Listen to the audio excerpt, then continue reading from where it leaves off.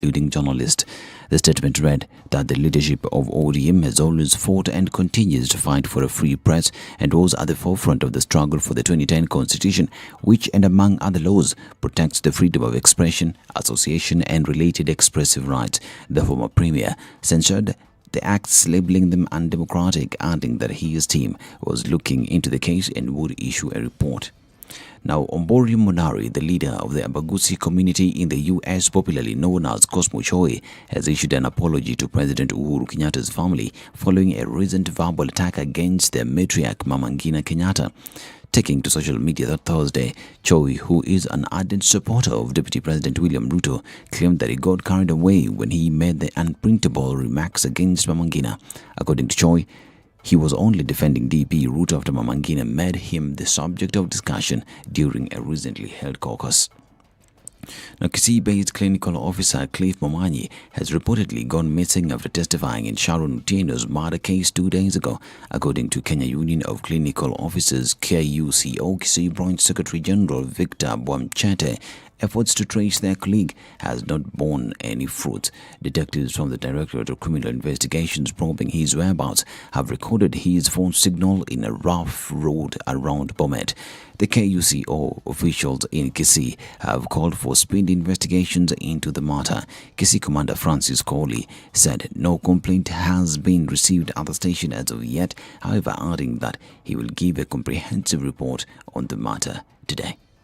Meanwhile, the Directorate of Criminal Investigations Anti-Terror Police Unit has lauded the sentencing of a Mandera County hospital driver who was implicated in the abduction of 2 Cuban doctors in April 2019. According to detectives, Isaac Ibrien Bobo was charged after conducting comprehensive investigations into the incident, which occurred along the Mandera-Garissa Highway, culminating in the abduction of Doctors Herrera Correa and Rodriguez Hernandez by suspected Al-Shabaab militants. The incident raised eyebrows after Robo survived the attack unscathed despite the terrorists gunning down one of the police escorts before forcefully ejecting the doctors from the vehicle. Reports say that the suspects were able to expertly shoot the officer who was sitting in the front seat without injuring the driver. Now, legislators in the Agriculture Committee say they will paralyze the passage of the supplementary budget to protect the decision by the National Treasury to remove an 5 billion shillings allocation meant for fertilizer subsidy for farmers. Led by the chairperson and Muiben MP Silas Tiren, the MPs accused their colleagues in the Budget and Appropriations Committee of scheming behind their back and amending their proposal. A furious Tiren pleaded with President Uhuru Kenyatta to intervene and salvage the situation, which warned may lead to a food shortage crisis in the country due to low harvest.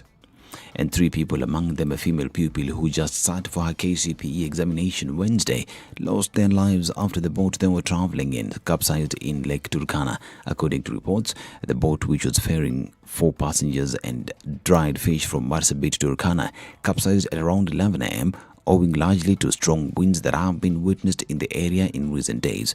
Confirming the incident, Turkana County Commander Samuel Ndanyi revealed that only one person was able to swim shore after the boat capsized. He is currently receiving treatment at Longech Dispensary. Now, a month since Russia launched its shock invasion, Ukraine's leader Volodymyr Zelensky has demanded NATO serve his shattered country with all-out military aid to let its armed forces turn their dogged defense into attack. After relentless Russian bombardment of Ukrainian cities, the vast scale of civilian suffering was made stark as the UN said more than half of all Ukraine's children have been driven from their homes. In a video speech, President Zelensky told NATO leaders that Russia had unleashed phosphorus bombs on Ukraine along with the indiscriminate shelling of civilians. Long-range Russian strikes on the eastern city of Kharkiv killed at least 6 civilians and wounded more than a dozen, according to Ukrainian authorities. To sports and Red Bull team consultant Helmut Marko has declared his team will be fighting for victory in Sunday's Saudi Arabian Grand Prix after diagnosing the cause of their fuel problems. The team suffered a double in Bahrain last Sunday after their car suffered fuel loss in the closing laps. Marko explained that the problem was caused by a vacuum in the fuel system of the new era ground effect cars, hurting both world champion Max Verstappen and teammate Sergio Perez. This is Newswire. Dennis Assetto. Good morning.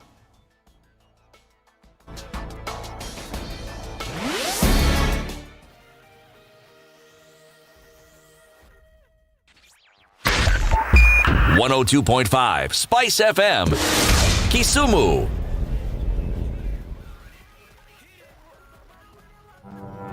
Forgiveness is always conditional. Even before God, there's nothing like unconditional forgiveness. Government doesn't pay you pension until you retire. In fact, they have no money for you. The day you retire, they look for it. This country is punishing many young people. These young people are more susceptible to be deceived, to be taken advantage of, and they're more susceptible to be bought off. Let us also talk about where we want our country to go. You know, we are a population of very young people. We're in a state of capture. The judiciary is under duress. Parliament is in the pocket of the executive. You don't sit and wait for the regime to topple itself. It will never do so. By the way, let me tell you, these guys are so persuasive. I'm telling you, they can persuade you to sell your grandmother. I'm telling you, they can sell sand in the desert. See, has anybody on this program said to you as a guest, say, "Oh, shut up, we don't want to be told what to do"? Has anybody that kind of... Has anybody been Listen, I will not listen. bit of advice? Because you're working on the premise that we should all pay heed to these proverbs. It's a very suspect notion. This is the Situation Room, the only way to start your day. All right, what is it looking like? It's Friday, it's at the end of the week, and it looks like there will be quite some movement today. Just building up on the Thika Superhighway, nothing crazy as yet. We're looking at Waiyaki Way coming into the city, coming from Westlands. That is just starting to pick up. Nothing much happening on Ombaso this morning, so if you've not left now, would be a good time to do so. And if you have, you'll realize that it looks pretty good around the city. Let's keep an eye on things, and talking about half an hour, talk to us on SpiceFM KE on Twitter, text 40127.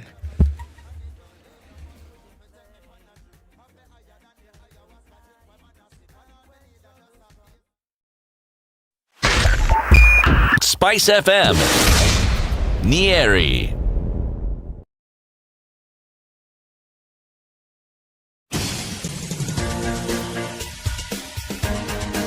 This is the Situation Room, the home of hard-hitting political commentary and penetrating insights about the state of the nation. This is a talk radio experience like no other. The Situation Room, a place for hard truths, debates, and elevated conversations. The Situation Room, witty, political, engaging, deep, controversial. In the room, we have C.T. Muga, researcher, academic, seasoned political observer, a fountain of wisdom in these politically uncertain times. Ndu Okoh, Nigerian by birth, Kenyan by choice, communications expert, Pan-Africanist, a truth seeker and believer in people power, and Eric Latiff, agent provocateur, the man in the chair, seasoned journalist. It is Friday. A man who believes in punching up. Day of March 2022, 9 minutes after 6.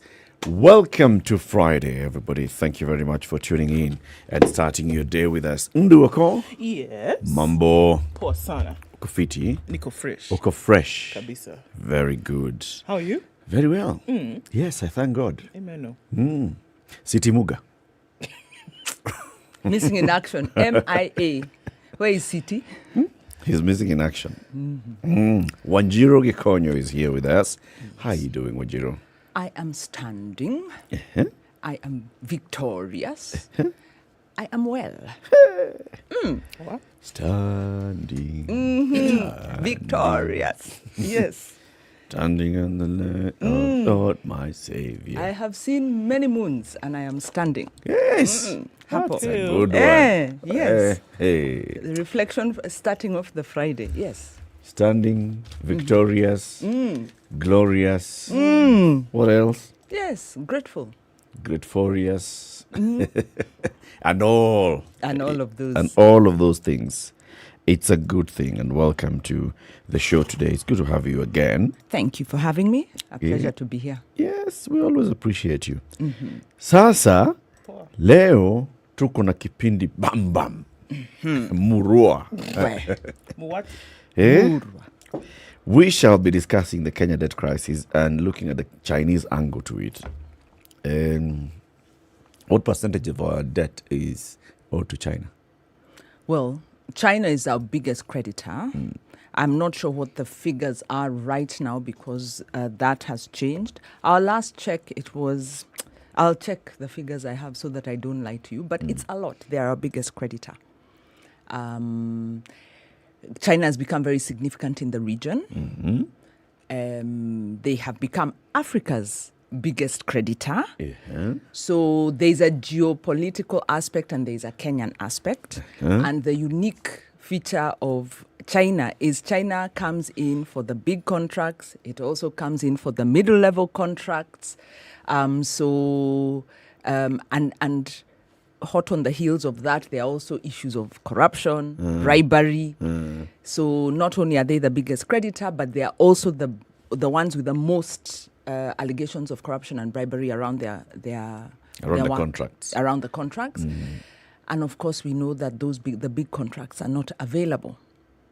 So China is a big question in terms of our debt resolution, and in terms of our when you look at the region, how do we become? They were saying Africa the rule maker.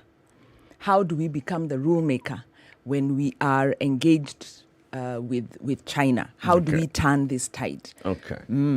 It'll be interesting to hear the perspectives of our guest, Elijah Munyi, who's a researcher on China and an adjunct professor at the USIU. He'll be joining us at 7 o'clock. It'll be good to hear the angle. Okay, so China. Why is China really the demon that China has been portrayed to be in some quarters? How different would China be from the Western creditors that we have? From the multilateral and bilateral creditors that we have. All those we'll be discussing with Elijah at 7. At 8, it's hashtag Healthy Fridays. And we'll have 2 doctors in the studio this morning. One of them is the president of the Kenya Dental Association, Dr. Tim Theuri, and the other one is the president of the Kenya Medical Association, Dr. Were Onyino. We'll be talking about the future of healthcare from various angles, and this will be mainly from the angle of human resource and our capacity, technical capacity on this. Keep it here for these and more. Let's look at COVID. All right, let's look at COVID. In the country, 14 new cases, 0 recorded deaths. Again, that statistic remains just so, which is a good thing. From a sample size of 4,307, we're looking at a positivity rate of 0.3%. Been able to keep it at those numbers for some time, which is good. A bit worrying, though, that in the next couple of weeks, we're going to have to toss a total of 1.8 million vaccines because they've expired. Some are coming round to expiry by the second week of April. And if those are not taken up, we're going to have to throw them away. Because obviously, they will not be used and we have 0 efficacy with expired vaccines, of course. The thing is, initially the question was, how are we going to get people vaccinated? Well, the first thing was to get the vaccines in the country. All right, they came. But then the uptake in terms of administration has been really low. We did hear CAS Mwangangi say the other day that, the call still is to ask people to come out and get vaccinated. We're having to throw away what has been donated. So I shudder to think what would have happened if money had actually been spent on some of these vaccines that are now being unfortunately chucked. That's what's happening with that. We're looking at 478,183,630 cases of COVID worldwide now, looking at those numbers. Yes, indeed. We continue to say that there's a decline of cases around the world. There's still some eyebrow-raising moments for some nations, China being one of them.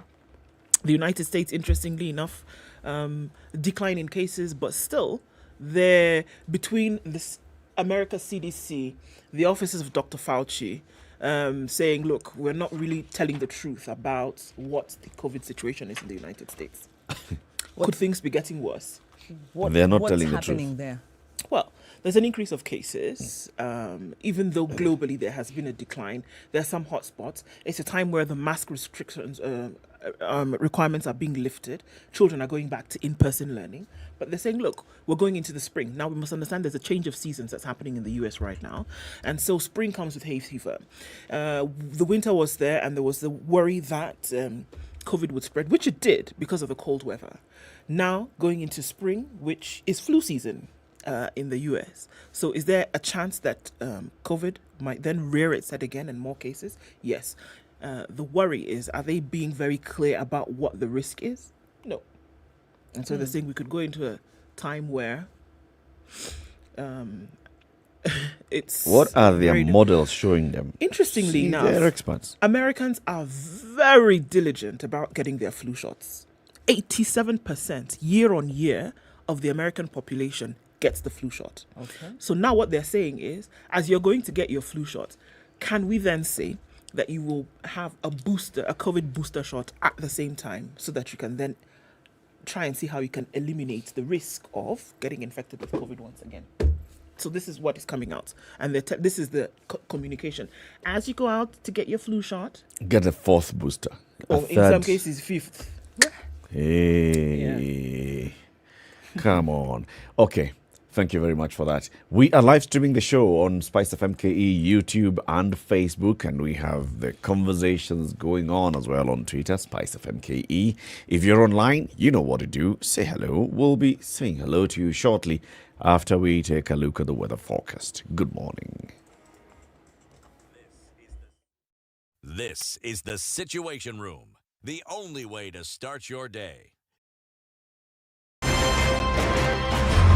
I like listening to you guys. You're the default radio station in my car in the morning. Even the children listen to you guys.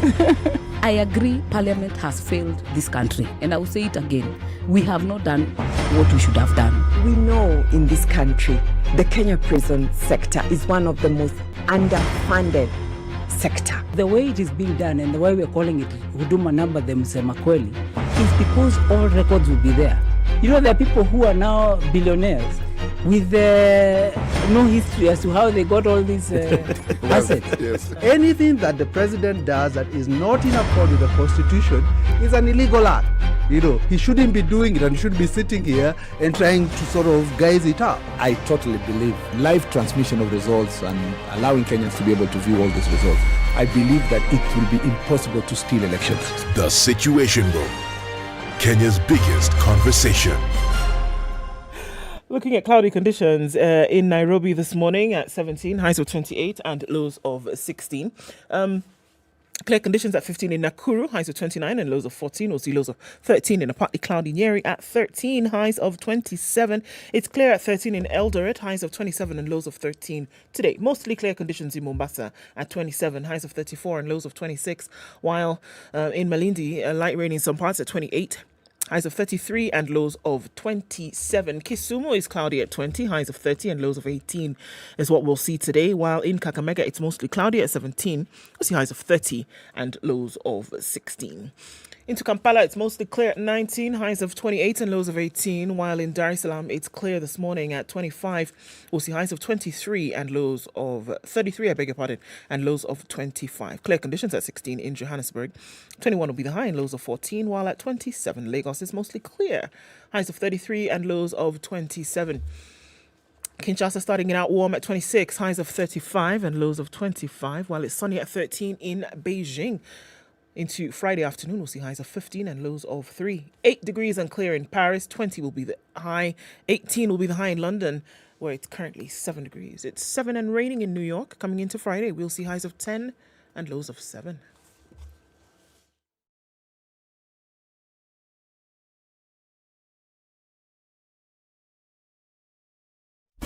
Classic soul, R&B, smooth jazz, neo soul, and nostalgic ballads. Make some noise. Yeah! You're listening to Spice FM. Mature, intelligent talk every morning. Spice up yourself.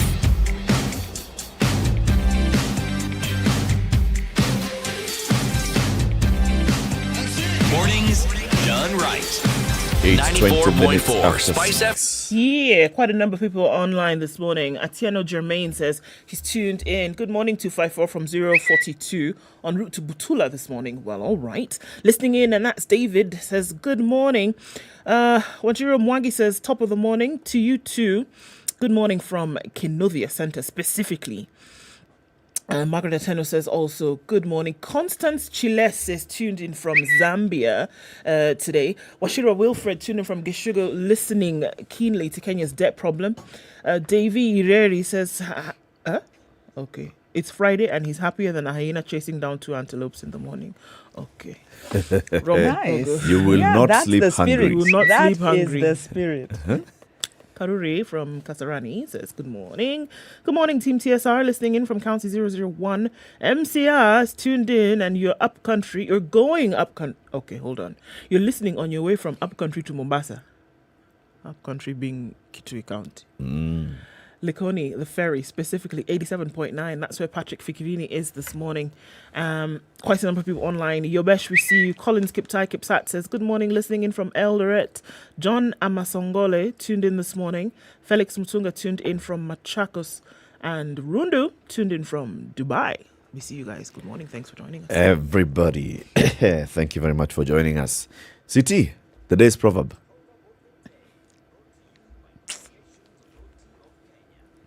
Okay. Here's CT Muga. Right.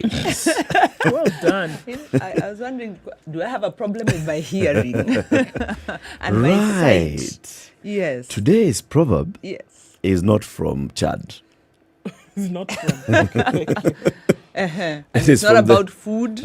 It's not about food. It's from the area around the river Limpopo. It's a Zulu proverb. You can learn wisdom at your grandfather's feet or at the end of a stick. You can learn wisdom from at your grandfather's feet or at the end of a stick. Indeed. You have done City proud. I have. Eric, Completely. you have done City proud. That one is, I think, a non-contentious proverb. Direct. Direct. You agree with this one totally. You hear it and you know what it means. Stand straight. Oh.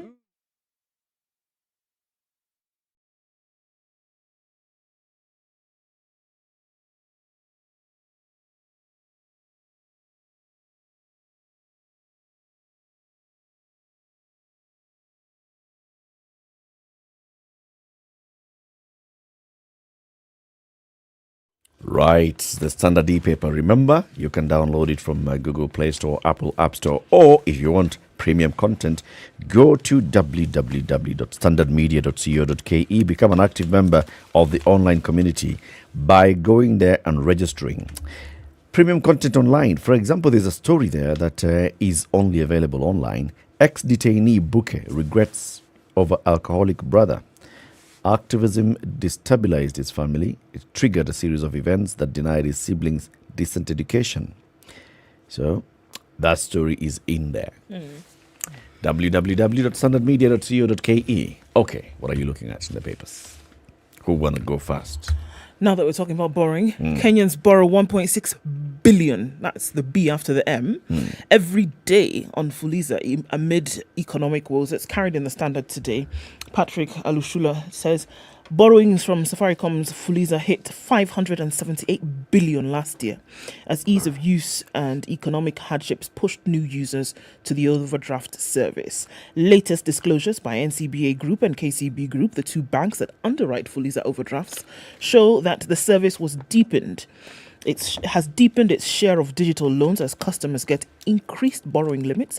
The overdrafts utilized between January and December last year translate to 1.58 billion shillings per day, pointing to the increasing use of the service that was rolled out in 2019. Fuliza accounted for 82.5% of the 585 billion digital loans at the NCBA in the digital year ended December 2021. The digital year? I beg your pardon, the financial year. Digital and financial were in the same sentence. A further 96 billion or 60.8% of the 158 billion that KCB disbursed via mobile loans was through Fuliza, a 32% increase from 73 billion a year earlier. Okay, so we go into the numbers and we see that there's an increase clearly since they introduced this in 2019. Safaricom said that in November, an additional 700,000 customers had joined Fuliza in the 6 months to September to send the total number of daily active Fuliza users to 1.7 million. They introduced the service in 2019 and it has become popular among Kenyans in meeting essential needs such as shopping, rent, and supporting friends and family when there is no sufficient money in their M-Pesa wallets. It charges customers a one-off 1.083% interest and a daily admin fee that depends on the outstanding balance. So Charge is what? Sorry? 1.083% interest daily. Wow. Interest That and a sounds- daily administration fee that depends on the outstanding Now, balance. Is Fuliza cheap or easy to access? So that was my next point. So that was what I was going to say. So we can talk about the fact that it has increased over the last 3 years. Because we're looking at the users have increased, the limits have increased, but it's also easy access to credit. So could we be looking at a wider issue here? That why are people going here in the throngs in which they are? Because it's easy. It's easy and it's easy, it's accessible, and you use it to pay off. So you actually never pay it off. You keep borrowing. But there are quite a number of people, you'd be surprised, What do you mean you use it who to are pay using it to run their businesses. So you do pay back. So you borrow, you pay, you keep borrowing. So it's almost like a credit card, but it's instant. Because you can keep running your credit card, but you're still in debt. When you're told to clear that amount, you don't have that money. So it runs, you can run it like a credit card. So you're always holding a debt. So the moment you get cash, so the point What are you is... saying? I will explain now nicely. So I have... The way I look at it, if you have a credit card, I earn 20 shillings. Yep. I then have a credit card of 20 shillings. I can therefore go and spend 40 shillings. And then when I earn 20 shillings, I'll pay 20 shillings on my credit card, spend the 20 shillings until I earn more. In other words, I'll be in debt of 40 shillings against my earning of 40 shillings, but my money is still circulating. If I didn't have my credit card, I'm just in debt. What does that mean? It means chances are, or most likely, I'm not saving because I'm in debt. That's bad for the country. Yes, it just means we're an indebted country, and maybe somebody somewhere needs to ask, this is convenient, is this a good thing? Is this sustainable? Well, so you go and borrow from Fuliza, then the Fuliza fees will be, if you borrow 100 bob, the fee is 2 bob. If you borrow 2,500 and above, the fee is 30 bob per day. And then if you do not clear the overdraft within 30 days, you're barred from utilizing your unused limits. So whatever amount you've borrowed, if you borrowed 10 bob, if you don't repay and clear within 30 days, then you cannot continue borrowing. So there's that freeze already. Yeah. So I guess that if we are to ask whether it's a good thing or a bad thing, there's some deterrence of you constantly being in debt without clearing. So you see, that means that you have got to finish. If you had borrowed 1,000 bob, within 30 days you must clear the 1,000 bob debt. So I'll borrow from Ndu, pay, borrow again to do what I'm doing. Yep. What I'm saying is it's showing an indebtedness. It's showing a situation where I am not able to live within my means, or life is more expensive than I can afford. Because it is not ordinary. It's being used as a credit card, actually. That's the only way I can say that you have to clear this amount. And like a credit card, maybe you have to clear the full amount. It's at the expense of, in terms of personal financial management, I'm not sure it's progress. I think it's access survival. to credit. It's like saying credit is survival. bad for you, for your personal development. Access to credit is not necessarily a bad thing.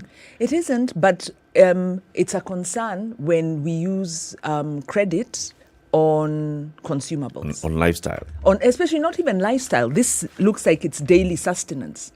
Or daily running of business. Yes. If you're doing your shopping. No, but I think we can't also ignore the huge percentage of traders who are using Fuliza early in the morning to buy stock, sell, and then pay off their loan at the end of the day. We have a lot of people who are paying off at the end of the day, and they've made a profit. They pay off what they've taken because they don't have enough in terms of capital to then get the stock that they need to sell. These folks are actually selling. They pay it off at the end of the day, and then they have a little bit of profit, and they can do more, and then they realize more profits over a period of time. There's a huge percentage of people who are in the Fuliza borrowing that do just that. It's micro and small businesses. So you go to your supplier, you take goods on credit. it's basically just transferring the credit risk from So it's like from the supplier to this guy. It's like an instant overdraft. Yes. Yeah. So the question I ask, from where I sit, is it a good thing, or is it an indication of a level of hardship? And then the other question I ask, which is more on the governance side, is the interests from the lender side, who are, what does this mean? Because this is a new area. Yep. Yes, it could be good. Who are the underwriters? This is Safaricom, that's the biggest mobile, provider, is then getting into lending. So there are issues there to be asked in terms of... Safaricom is providing the platform. NCBA and KCB are providing the underwriting of the loans. So it's NCBA and As financial institutions that are lending you the money. Right. Safaricom is providing the platform. And Safaricom then, that's where the Safaricom charges that fee. Right. For use of the platform. Yeah. And then the banks charge the interest. So again, now we have the new digital lenders regulations by the CBK, which have just been rolled out. And the CBK is saying that all you digital lenders must register and then fall under a certain regulation. So probably now that would also help in terms of even the CBK regulating this sector. Where we've been talking about predatory lending. So the predatory lending then now is becoming regulated in terms of, okay, so who's lending, at what interest, and why are you charging such a high interest rate? Who's the beneficial owner? How do we know that you are not also playing money laundering in the country? That's true. Money laundering is a big issue. The other issue, of course, because we are under a kleptocracy, is what are the interests? And are there conflicts of interest? And I think when you look at schemes like Fuliza, there is a need for a lot of objectivity in the financial sector around the beneficiaries. Who's making these profits? And does that constitute genuine business or a conflict of interest? Because we know that there was mooted in 2019 a fund for SMEs. Ustawi. Yes, Ustawi. We then saw Fuliza come on board. So question, was this underwriting in any way supported from public resources? Other question, does it constitute a conflict of interest where you have one of the interests of the head of state actually being in a scheme like this? So these are lessons we learn as we are an advancing democracy and as different people get into government to ensure that those in political power do not abuse their office for the gain of their wider interests. So if you'd like to, own a bank, find your way and get some stake in NCBA Bank. They're paying a 10.2 billion shilling dividend this year. I saw that. No, dividends are double as profits hit 10.2 billion shillings. I saw that. And I am sure a the dividends are sizable amount... 4.94 billion. I'm sure a sizable amount of this is from Kenyans borrowing. Just an interesting note. That's what banks do. Banks make money from people borrowing. Right, they do, but you don't want a conflict of interest. And it's an interesting note because when we talk about debt, the other side of this is we are saying government of Kenya has been borrowing in that period last year was borrowing about 3.6 a day. Kenyans are borrowing 1.6 a day. So when we talk about how can the government of Kenya utilize local resources for borrowing away from expensive borrowing, like we're talking, the China question today. How do we make this work for the interest of Kenyans? And I'm not a financial expert, questions to be asked, but I get a sense that the beneficiaries are, somewhere closer to the policymakers than to the users of the platform. It's business, Wanjiro. Let's take a break. It's 25 minutes to 7. This is the Situation Room, the only way to start your day. Classic soul, R&B, smooth jazz, neo soul, and nostalgic ballads. Make some noise. Yeah! You're listening to Spice FM.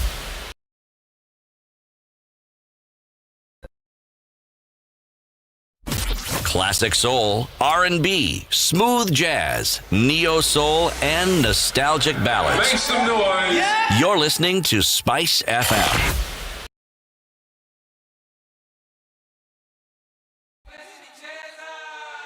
Una post story ati ni real news. Mimi sikuamini mpaka nione source hizo views. Una text online to me tunanifeel. Staki jokes ama mimi nitakureport for real. Wazazi watoina mayouth wetu, usidanganywe, erebuka na ujibambe na burudani safe na masomo mtandaoni. For information, visit cop.ke-cirt.go.ke/ report incidents on ke-cirt.go.ke or call 0703 042 700.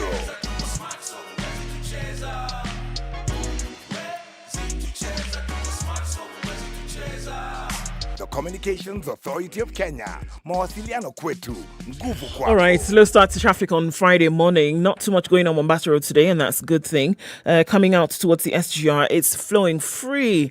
Jogo Road also building up a little bit there, going towards the train station, but you should be all right as you get onto Landis at that Kamkunji roundabout. Not much drama happening there. So it looks like Friday may not be too painful of a morning. A little bit of traffic then on the Thika Superhighway, getting towards the Pangani underpass. Coming off Kiambu Road, getting to that Muthaiga Square area also doesn't look too bad. What's Langata Road looking like? Usually is a painful experience, but it's free and clear right now. Folks haven't yet just gotten out, so if you are getting out now, you will not have too difficult a time traversing these Nairobi streets. We'll take a look into other parts of the country this Friday and see what's going on. Coming out of Westlands, Waiyaki Way, some traffic building up there. Not forget, you can use the Red Hill Link Road if there's a faster route for you into the city.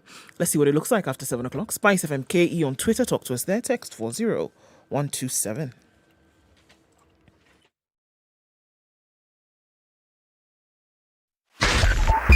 .5 Spice FM, Kisumu.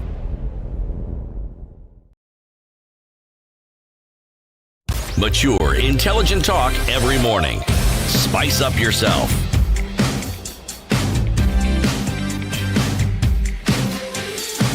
The headline in the Nation today. Mornings done right. 90 big. It says, do they even care? And then they have the photos of President Uhuru Kenyatta, his deputy William Ruto, and his brother Raila Odinga. And then there's a photo here of a girl wearing the Kenyan flag wandering in the bushes of Eldoret in Marsabit County. More than 13,000 learners in the country's northern region are reported to have dropped out of school because of a scorching drought. The nation is staring at a humanitarian crisis of monumental proportions. In the lowlands of Baringo, where bandits roam every night, the combined effects of drought and insecurity have robbed thousands of their livelihoods, while millions across the country can barely afford to put a meal on the table every day. The cost of living is rising, and agriculture is battered by the rising cost of input, yet there appears to be no political will to stop this descent into anarchy. In this special report, the nation is asking leaders who are spending hundreds of millions of shillings every day on the campaign trail a simple question. Do you even care? They should have asked, do you give a damn? So it's given coverage on page 4, 5, 6 and 8 of the Nation today. The story on page 4 and 5, the double spread story is, are we children of a lesser god? Residents of Baringo cry out as a silent war rages on. Kosile, Yatia, Chemoi, Chepkoi and Kagir are Kenya's forgotten battlegrounds, where guns have replaced common sense and peace has become elusive. Every family has a sad story to tell, and every family is asking the same question. In this republic, are we children of a lesser god? In every sense, this area is hostile territory. Nothing seems to be in place. Poverty stares you in the eye. The sun is particularly unwelcoming. And now insecurity has uprooted thousands from the humble life that they've built over the years. Hundreds of kilometers away in Nairobi, politicians and bureaucrats are on the campaign trail, cumulatively spending hundreds of millions of shillings to woo voters. It's a sad case of Baringo. That is 4 and 5. Page 6. 2.8 million Kenyans in urgent need of food. A report by Oxfam released last week showed that the number of people affected could be as high as 3.1 million. That is in parts of this country. Page 8. called to cut fertilizer prices as the cost of living shoots up. And this is a complaint by the National Assembly Agriculture Committee, which says they had requested that in this supplementary budget that's due to be discussed in Parliament next week, the National Treasury should factor in 5.7 billion shillings in the mini budget to cater for cost of inputs. But that was removed, and the National Treasury has not put in that. What actually the National Treasury has done in the supplementary budget is requested more money for defense and security, requested more money for State House, requested more money for others. But on the issue of fertilizer, making subsidies for fertilizer, no. Eric, first of all, kudos to the nation for agenda setting, because they are taking an issue and taking it to the public and asking questions to government. That is the role of media. Well done.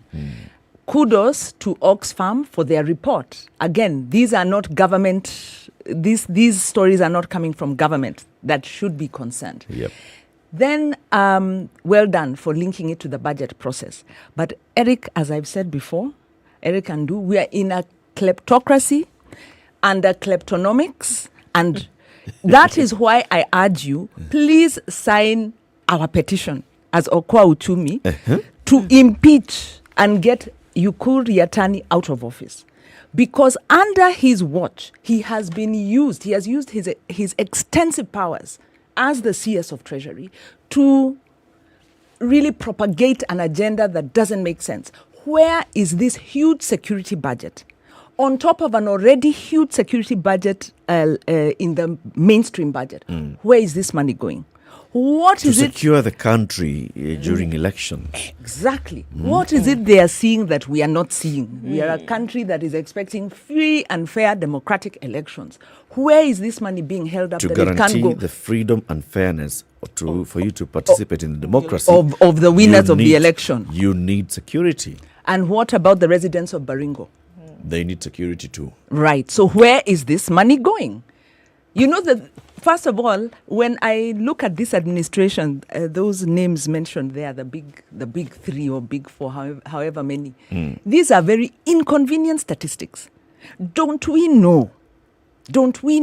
They must be thinking, don't these people know we are a lower middle income country? If that. Our spending The 30 priorities. trillion shilling Yes, GDP. exactly. Our spending priorities must reflect that. They have no time for the residents of Baringo, for the 23 million poor. Those are inconvenient statistics. I think the answer to the question is really easy. Do they give a damn? I don't think you have to search. I don't think you have to become philosophical. I don't think you have to become academic. I think all you need to do is look left and look right, and then you'll be able to find the answer to the question.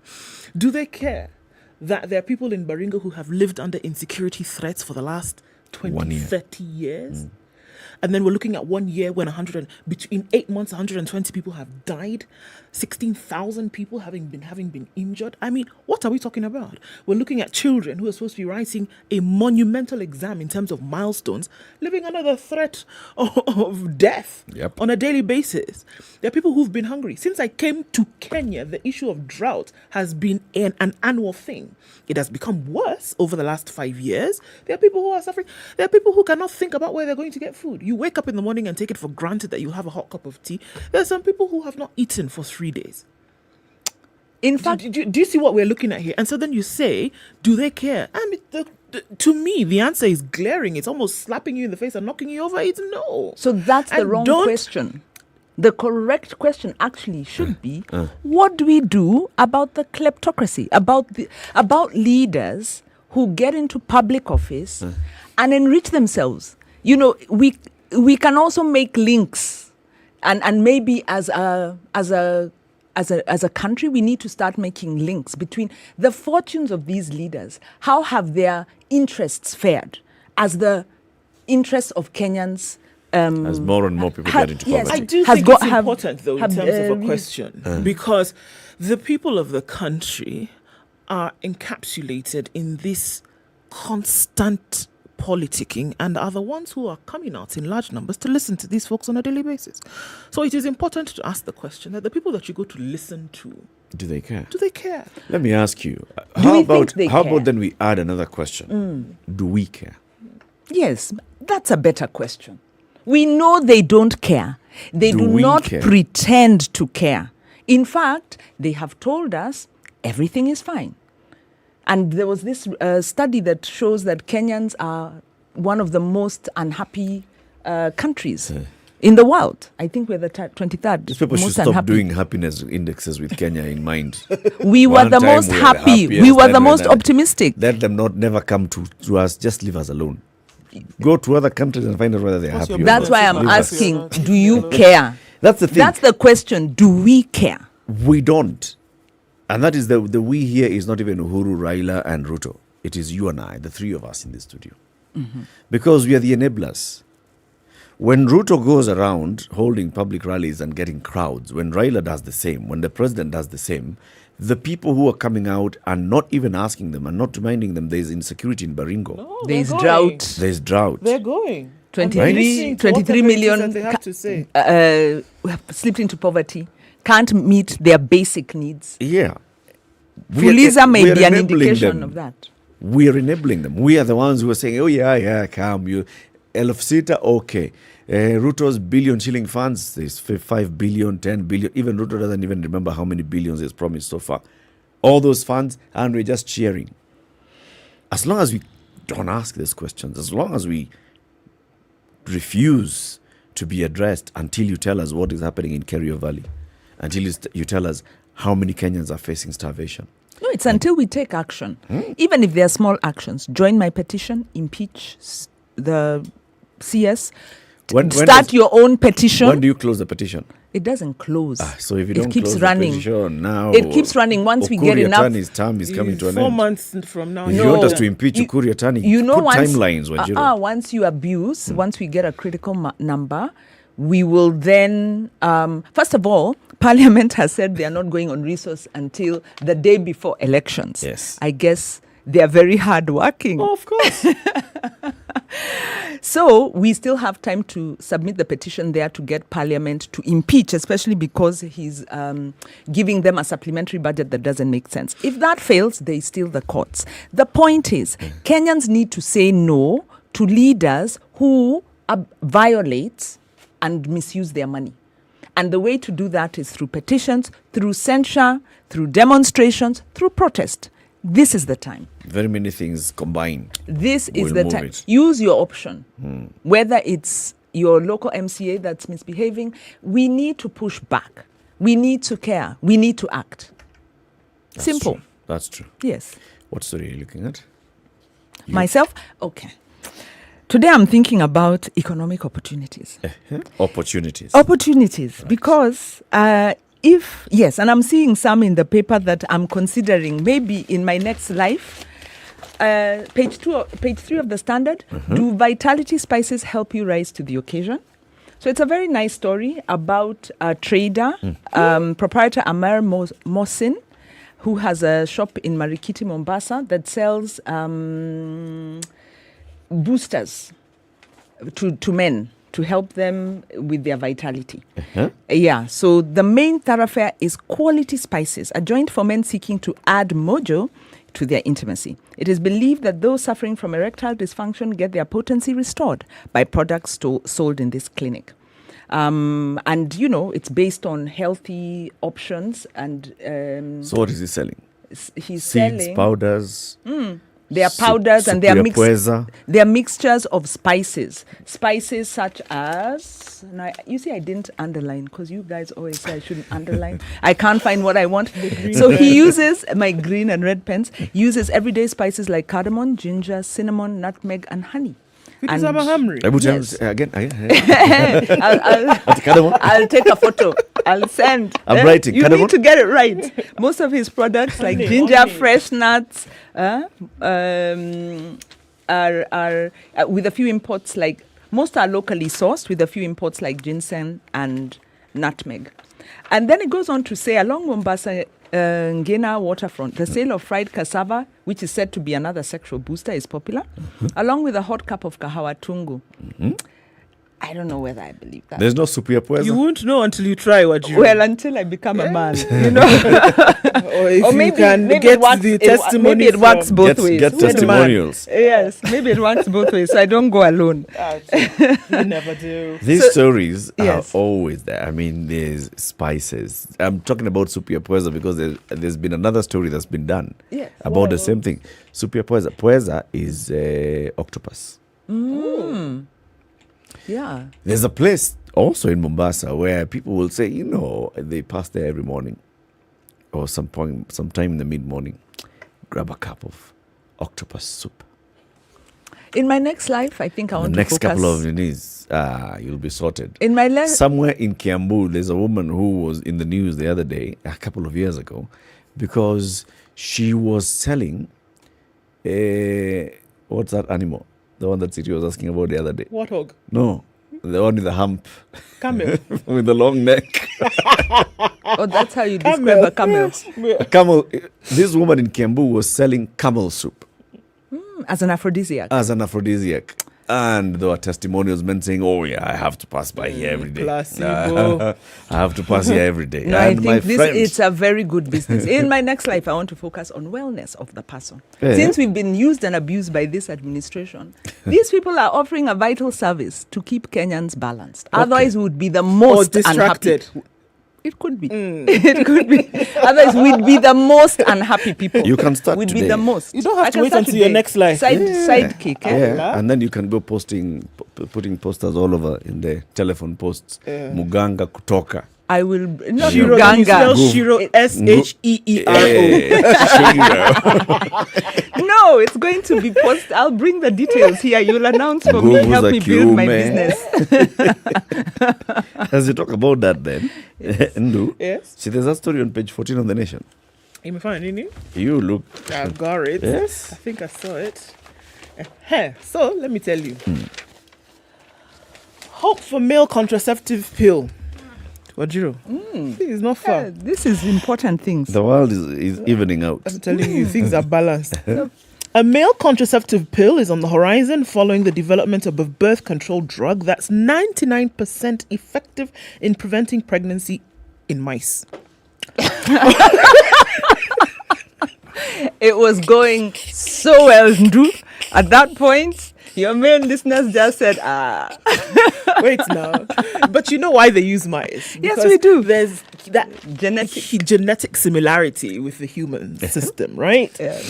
Although there are contraceptives for men and women, it is often assumed that the burden lies with the latter, from pills, injections, coils, rings, patches, caps, to tubal ligation. There are many female contraceptive options. Sexually active men only have access to single-use condoms, largely irreversible vasectomies, and the dubious withdrawal or pull-out method. Vasectomies Why are... has it been called dubious? Because nobody's going to earn money on that thing. Please no. Dubious in terms of Dubious does it work. Okay. Vasectomies are surgical procedures that can be reversed but are considered a permanent form of male sterilization. A team of researchers has, however, made a breakthrough in the long hunt for a male pill that was found to be 99% effective in mice with no observable side effects. The oral drug is expected to enter human trials by the year end. The researchers say it's a step forward in expanding male contraceptive options and bringing balance to the contraceptive burden on women. They presented their findings at the spring meeting of the American Chemical Society Wednesday. We still don't have an approved pill for males in the market, but this alone is a clear sign that there is a likelihood of having many options for men, according to Dr. Abdullahi Al-Noman. He said several compounds were undergoing clinical trials, but the researchers targeted the male sex hormone testosterone, which could cause weight gain. Depression and other side effects were welcome to our world. The symptoms are normally experienced by women while using the hormonal pill, but since they can easily become pregnant in the absence of contraception, the risk calculation differs. So in this time, it's not for men. So it's a morning after for men. It's an evening before. It's not a daily. It can't be a morning after. Evening before. Guy. You've done that calculation too quickly. You're a testimony to your gender. So, yes. Could be a good thing. Well, it could. However, that would be a big issue, though, in terms of the side effects, the hormonal side effects. Like they've said, in the case of women, it's a big issue when you have the hormonal ones. Yeah. But then, like they say as well, the weighing of, if I don't do this, then the risk is I get pregnant. Yeah. Then makes a balance. In this particular one, if I don't take this, will I get pregnant? It's not about you. It's not We about need to you now. re-educate you. So It's the to thing stop is- the woman from getting pregnant. Exactly. Yes. So there's a condom option. It's still an option. And then there's the non-hormonal ones for the woman. It's still an option. It's still an option. I'm just saying that conversation will become a heated conversation. It will. For I am the uptake. sure. I am sure For the that there's uptake going of to this be a lot particular. of back and At forth. every day at what time? You know, Instead of 5:45. So you pass by that room and you take soup and then you swallow.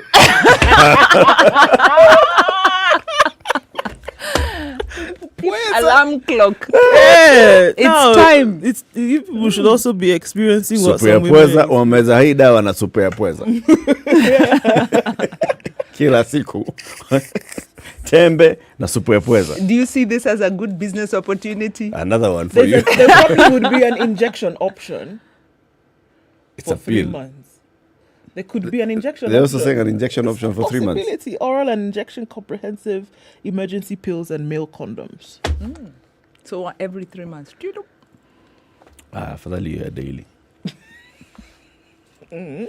Time will tell. The balance, I think, is what is important here. That's being looked at. That it could be where everybody's involved in the process. Yeah. You know. So Rebalancing patriarchy. It's a good thing. It will be a good thing. Higher. Kenya's import bill hit 194 billion shillings in January, which is a record for a month, showing that the economic impact of rising commodity prices in a world still recovering from COVID is high. Data by KNBS released yesterday shows the country's import bill for January grew by 21% from 160.7 billion a year ago, mainly propelled by sharp rises in the value of petroleum products, industrial supplies used in the manufacture of consumer items. The value of imported product, petroleum, rose by 41%. This was in January. yeah. And then Ukraine happened. This was always going to happen. And like you said, without the fiscal space, with a government that's overborrowed, with a government that's prioritized they call them high impact development projects, like bailing out KQ, it's only going to get worse. Sad to say, it's only going to get worse. And we've seen increased borrowing by government because of this. We've seen Parliament trying to push up the Ajiro. debt ceiling. What do we do? Ajiro, Yes. chill, relax, relax. Hard news. That's like a headache I see forming on your forehead. Hard give news. Give her Ciplodon. There's something for you. Even this Friday, as we are looking at it like this, twice as fast. See the way you're feeling that pressure 2 times. Will it We cure? can sort out the issue twice as fast. Ciplodon, effervescent paracetamol, 500 grams, even sweetened. If you want the one that would taste nice. Then if you want the neutral one, it's also available in 1000 mg. All your good pharmacies, there was one on the way. Chandarana supermarkets. But then if these symptoms persist, need to see a doctor. I need Ciplodon. Impeach You attorney. the attorney. And then take on the Ciplodon. side. Ciplodon. If it continues, impeach attorney. Tuko pamoja. Kenya's biggest conversation. Keep it right here in the next hour. Like we said, we'll be talking about the debt situation in the country, bringing in the China angle. It's now 7 o'clock.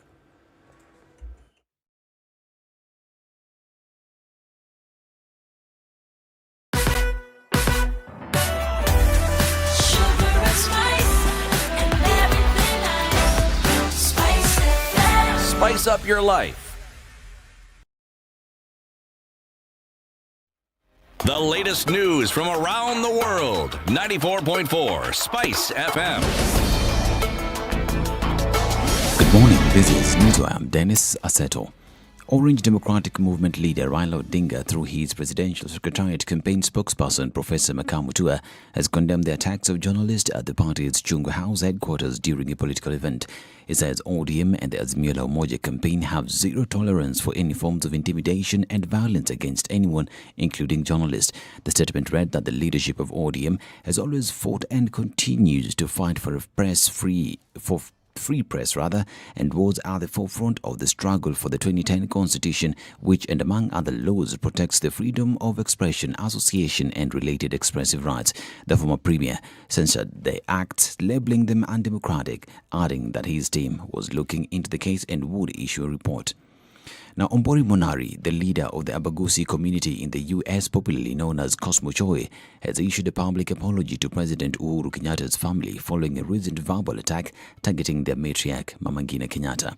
Taking to social media Thursday, Choi, who is an ardent supporter of Deputy President William Ruto, claimed that he got carried away when he made the unprintable remarks against Mama Ngina. According to Choi, he was only defending DP Ruto after Mama Ngina made him the subject of discussions during a recently held caucus.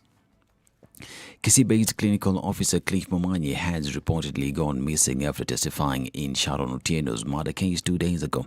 According to Kenya Union of Clinical Officers, Secretary General Victor Bwanchete, efforts to trace their colleague has not borne any fruits. Detectives from the Directorate of Criminal Investigations probing his whereabouts have recorded his phone signal in a rough road around Bomet. The KUC officials in Kisii have called for speedy investigations into the matter. Kisii Commander Francis Colley said no complaint have been received at the station as of yet, however adding that he will give a comprehensive report on the matter today. Meanwhile, the Directorate of Criminal Investigations Anti-Terror Police Unit has logged the sentencing of a Mandera County Hospital driver who was implicated in the abduction of 2 Cuban doctors in April 2019. According to detectives, Isaac Ibrien Robo was charged after conducting comprehensive investigations into the incident which occurred along the Mandera-Garissa Highway, culminating in the abduction of Doctors Herrera Correa and Rodriguez Hernandez by suspected Al-Shabaab militants. The incident raised eyebrows after Robo survived the attack unscathed despite the tourist gunning down one of the police escorts before forcefully ejecting the doctors from the vehicle. Reports say that the suspects were able to expertly shoot the officer who was sitting in the front seat without injuring the driver.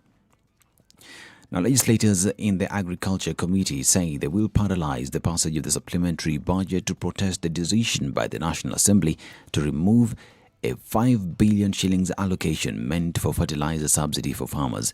Led by Chairperson and Moiben MP Silas Tiren, the MPs accused their colleagues in the Budget and Appropriation Committee of scheming behind their back and amending the proposal. A furious Tiren pleaded with President Uhuru Kenyatta to intervene and salvage the situation, which warned may lead to a food shortage crisis in the country due to low harvest. And 3 people, among them a female pupil who just sat for a KCPE examination, lost their lives after the boat they were traveling in capsized in Lake Turkana. According to reports, the boat, which was ferrying 4 passengers and dried fish from Marsabit to Turkana, capsized at around 11 a.m. owing largely to strong winds that have been witnessed in the area in recent days. Confirming the incident, Turkana County Commander Samuel Ndanyi revealed that only 1 person was able to swim to shore after the boat capsized. He is currently receiving treatment at Longech Dispensary. And a month since Russia launched its shock invasion, Ukraine's leader Volodymyr Zelensky has demanded NATO save his shattered country with an all-out military aid to let its armed forces turn their dogged defense into attack. After relentless Russian bombardment of Ukrainian cities, the vast scale of civilian suffering was made stark as the UN said more than half of all Ukraine's children have been driven from their homes. In a video speech, President Zelensky told NATO leaders that Russia had unleashed phosphorus bombs on Ukraine along with indiscriminate shelling of civilians. Long-range Russian strikes on the eastern city of Kharkiv killed at least 6 civilians and wounded more than a dozen, according to Ukrainian authorities. To sports, and Red Bull team consultant Helmut Marko has declared his team will be fighting for victory Sunday in Saudi Arabia's Grand Prix after diagnosing the cause of the fuel problems. The team suffered a double in Sunday on Sunday after their cars suffered fuel loss in the closing laps. This is News. I'm Dennis Aseto. Good morning.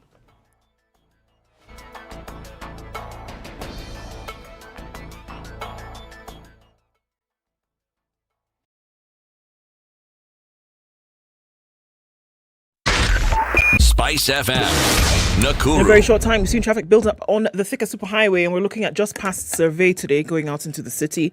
Coming off of Kiambu Road today, also quite slow. We're looking at bumper-to-bumper traffic. It's going well towards Pipeline. So we're going to have to keep an eye on this one. Coming towards Muthaiga Square, also then into the city.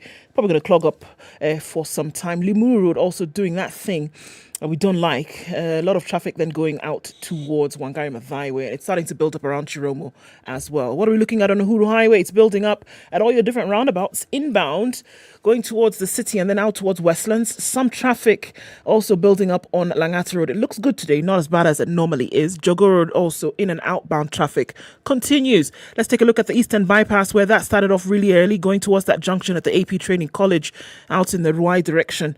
And then Mombasa Road outbound around Imara Daima, that has slowed down some. Let's keep an eye on things. A few minutes after 7 o'clock, we'll be in traffic around about 30 minutes or so. But it looks like we'll have a good start to Friday. SpiceFM KE on Twitter, text 40127. Let's try as best we can to keep things moving.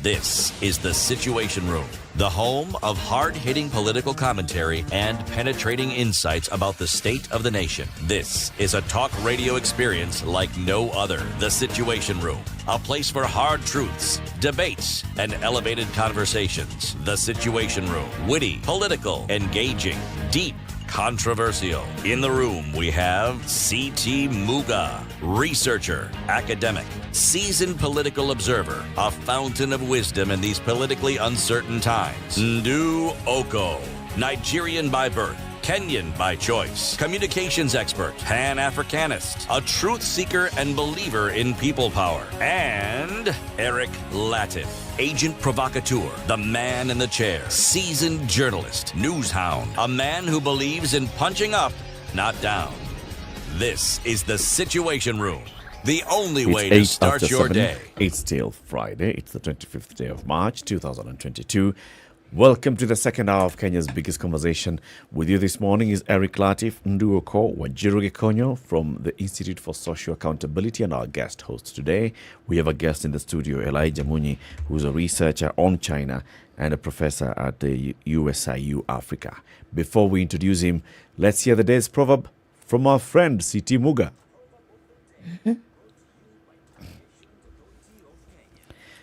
Right. Professor, you do that so well. He's wondering what's happening. You do this so well. This one is from Zulu. You can learn wisdom at your grandfather's feet or at the end of a stick. You can learn wisdom at your grandfather's feet or at the end of a stick.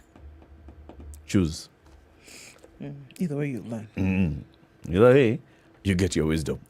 Okay?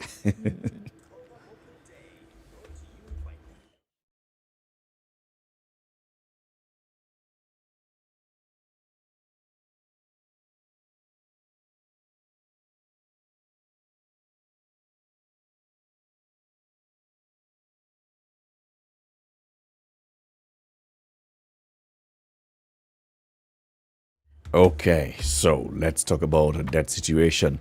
And our guest, Elijah Munyi, who is a researcher on China and adjunct professor at USIU Africa, is bringing the China angle to our debt conversation.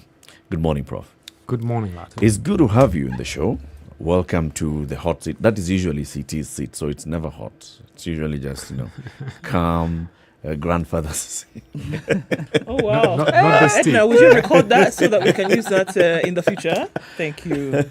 Very philosophical and informative. So you're in the right seat. Let's see. Yes. So we've been talking about our debt situation in the country for quite a number of weeks now. Okay, we have looked at various angles, but we also know that a sizable chunk of our debt is actually from China. And this, started growing in the Kibaki administration. Kibaki had faced east. We started having, deals with China. The Uhuru administration came in and it continued. Uhuru II, otherwise known as Uhuraila, continued. Yeah. Where are we in terms of, if you look at our balance of debt, how much of our debt is with China? I think the figure just came up, 67%. It's a very high percentage for one country. And so I think what that figure says is that two things. One, I don't think the politics of balancing the political influence that arises from us having China's debt is the right one. I think it's too much. I think the second question is, why is China so attractive as a lender? I think that's a question we need to be asking more.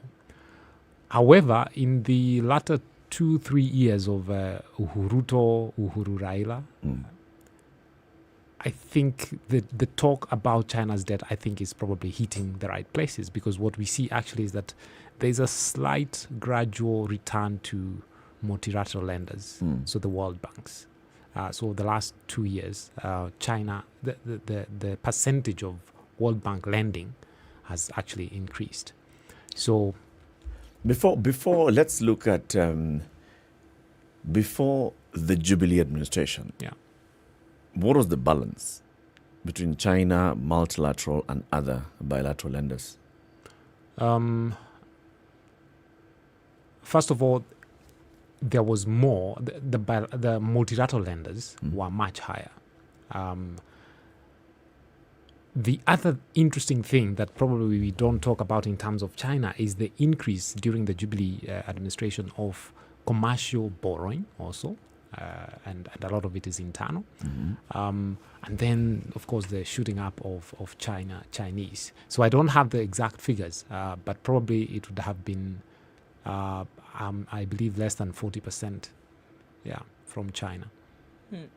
Something you did raise in terms of maybe the questions that we should ask. And so why then has China lending been so attractive? Yes, Kenya is a big recipient of the lending from China, as are many other countries on the continent. Yes. Why is it so attractive vis-a-vis other facility options that countries had taken previously? Oversight.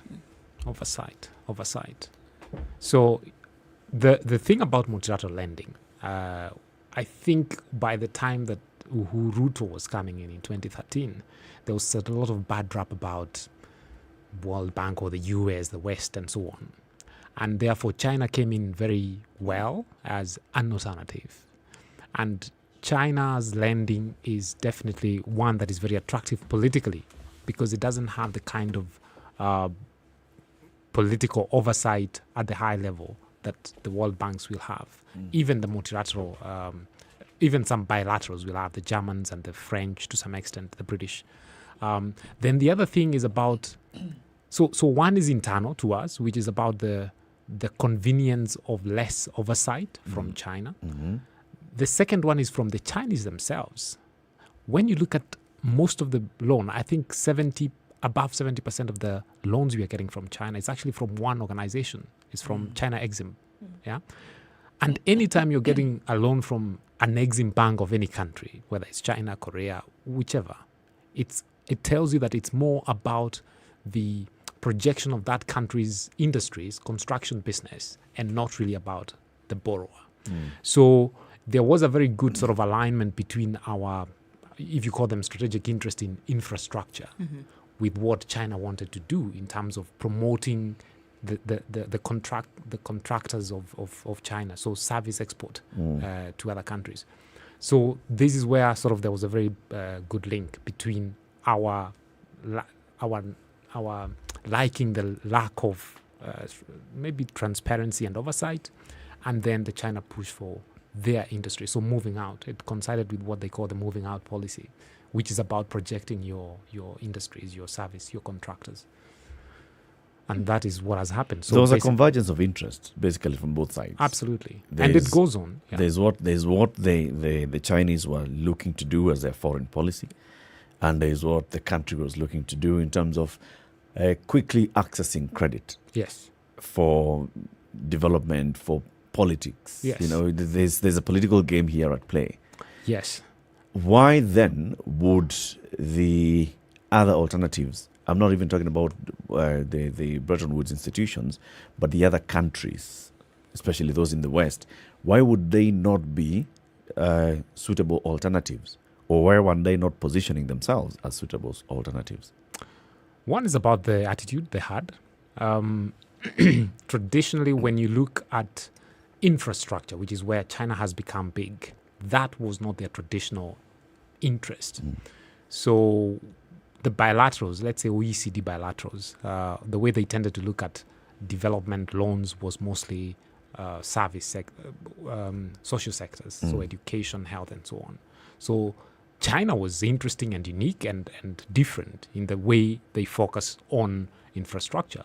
And it's really worked. I mean, we've seen the kind of infrastructure developments going on. So the alternatives didn't have the kind of ideas that China has, which is a good difference.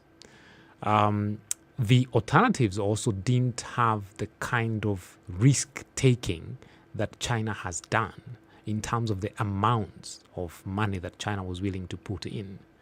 And therefore, you can say that is why China, to some extent, is very attractive, because they seem to have a certain kind of faith or solidarity or whatever we'll call it in what we are trying to do as countries.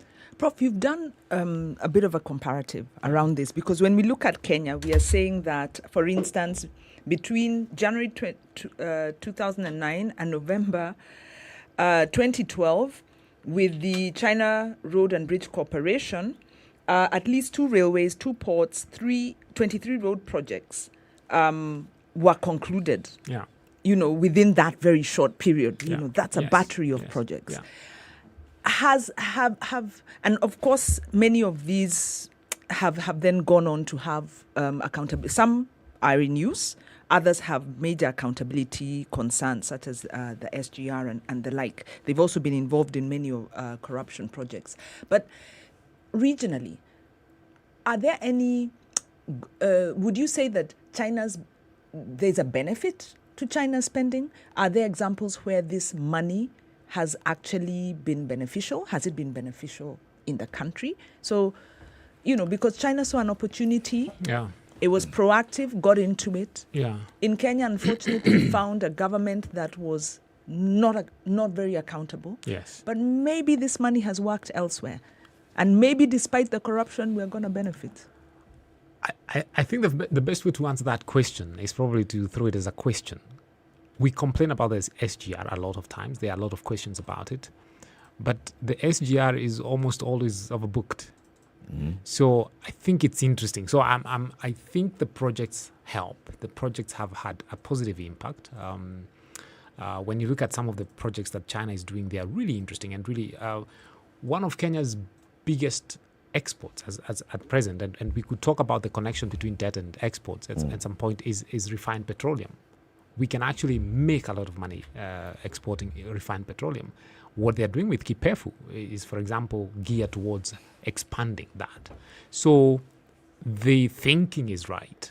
The thinking is definitely right in terms of the projects in power, the projects in infrastructure, roads and so on, the projects in oil, refinery and so on. I think the matrices for saying are they beneficial, we could spread them, and there are many, and there are pros and cons of these projects. I think why China remains very attractive is because we can say nobody 20 years ago of the alternatives, the OECD, was willing to go there. China has gone there, and I think we can see that it can happen. Yeah. So if we had a really thinking government in Kenya, for example, I would see the possibility of refined oil becoming actually second or third biggest export in another 5 years, not even a long time. Not a long time. Refined oil meaning we bring in crude, we refine it, then export to Congo and to Zambia. The region. Yeah, to the region. Yeah. Yeah. So they are. I think they are ticking the right boxes in terms of provoking certain kind of thinking, which is production oriented. especially when you go to the oil and so on, and the infrastructure and so on. And that is where the alternatives, I think, were not really placing sufficient. Why is it, if you look at those OECD bilaterals, why is it that their focus was more on what you call the soft issues, the social side?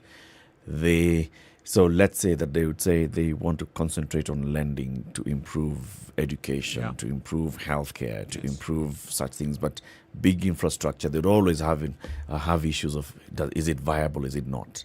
And I think that's also part of the conversation that raises the China issue. Absolutely. Because the OECDs are still asking the questions, are those projects really viable? Are they bringing the returns? Explain that thinking. Very simple. The history of Asian development is very remarkable.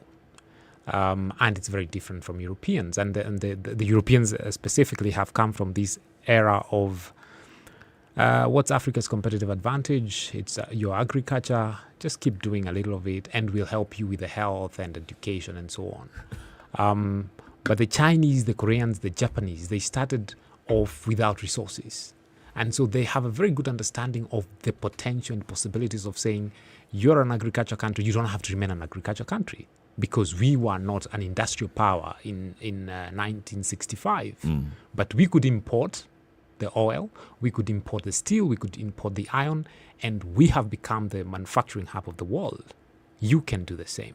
So it's basically the development history of, say, 1970 to 2000, which is the Asian development years, compared to the development of 1945 or before, the Western European development.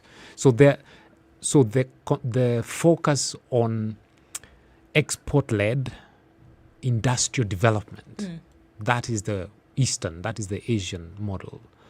The Western model was more of we've got areas of the world which will be industrial powerhouses, and others will be providers of raw materials. And I think that's a difference. Do you think Kenya has, with the investments made through this partnership, do you think we've capitalized on it? And if not, then what has the gap been? Because the administration tells us it's going to hurt, but you're going to see the benefits. Yes. So should Kenyans be patient? Has the administration capitalized on this, the Chinese opportunity, if you were to call it that? I think so. I think they've capitalized very well in terms of capital procurement, so debt. So definitely, they have gone all the way out. For some years, I think they didn't care what the OECD countries were doing, because we could get all the money we wanted from China. So in terms of, and capital is important. I mean, debt is just one form of capital, of raising capital. So they have done that very well, and China has fit in very well. And I would say that they are really capitalizing, the administration is capitalizing on it in terms of changing also the thinking. I think there's a bit of that change of, we don't need to have one model, so we can be looking at what China has done. However, I think that is where I have a bit of a problem, because I wonder whether we are really looking at the Chinese model domestically, how they raise themselves up. And I don't think we are doing that. So we've embraced China so much as an alternative power to look up to, and I don't think that's a right. What have we missed in their model? The need for export-led growth. Why are we in so much debt? We are basically in so much debt. We are procuring debt every day because we are missing out on the other sources of capital, which is export, income. So we don't raise enough income from our export. And we've taken this view that we can survive for a long time on just borrowing. And because people are willing to lend, we just keep on borrowing. But actually, the debt question in Kenya and other African countries is such a big problem, not because of the amount, because everybody keeps on batting Japan around 200% of GDP. Why don't we ever talk about it? Because Japan is such a huge export country. If they were really pressed, they can leverage on their incomes from exports and balance that debt. The other one is, of course, they borrow a lot domestically. And the other one is currency. So they borrow using their Japanese currency, which Yeah. is one of the reserve currencies. So those are the politics. So we need to be, I would say, as we speak about debt restructuring and putting a cap on ceiling on the debt, looking at debt in terms of the debt to GDP is one way. We can also probably extend it further and say, is it possible to look at how much we borrow as a function of our exports and incomes from exports? So I think we export stuff about 6 billion worth a year.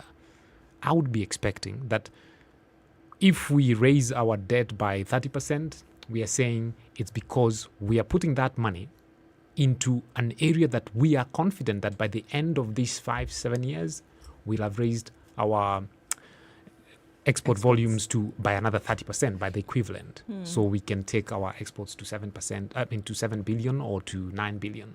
So I think that's the kind of conversation. So it's the thing we've missed about the Chinese development is the primacy of growth based on your export and to some extent industrial export. So there we can think about, like I was talking about oil. We don't have to think of ourselves traditionally as an agricultural powerhouse. Yeah, we could move from tea, and it's actually very easy to have tea overtaken by refined petroleum. The overall, we make the same amount, we make the same money. What we want is money, whether it comes from tea or from oil, it's the same. So we can do that. So the essential thing we've missed, I think, is the primacy of export-led growth. And indeed, in terms of what China has been able to do, that's just from what you're saying, moving away from factors that would have been traditionally Chinese in terms of how they did business, getting to the point where they looked at a population and said, look, here we are with almost a billion people, and then starting to, work on industry and manufacturing and things like that, and exporting industry.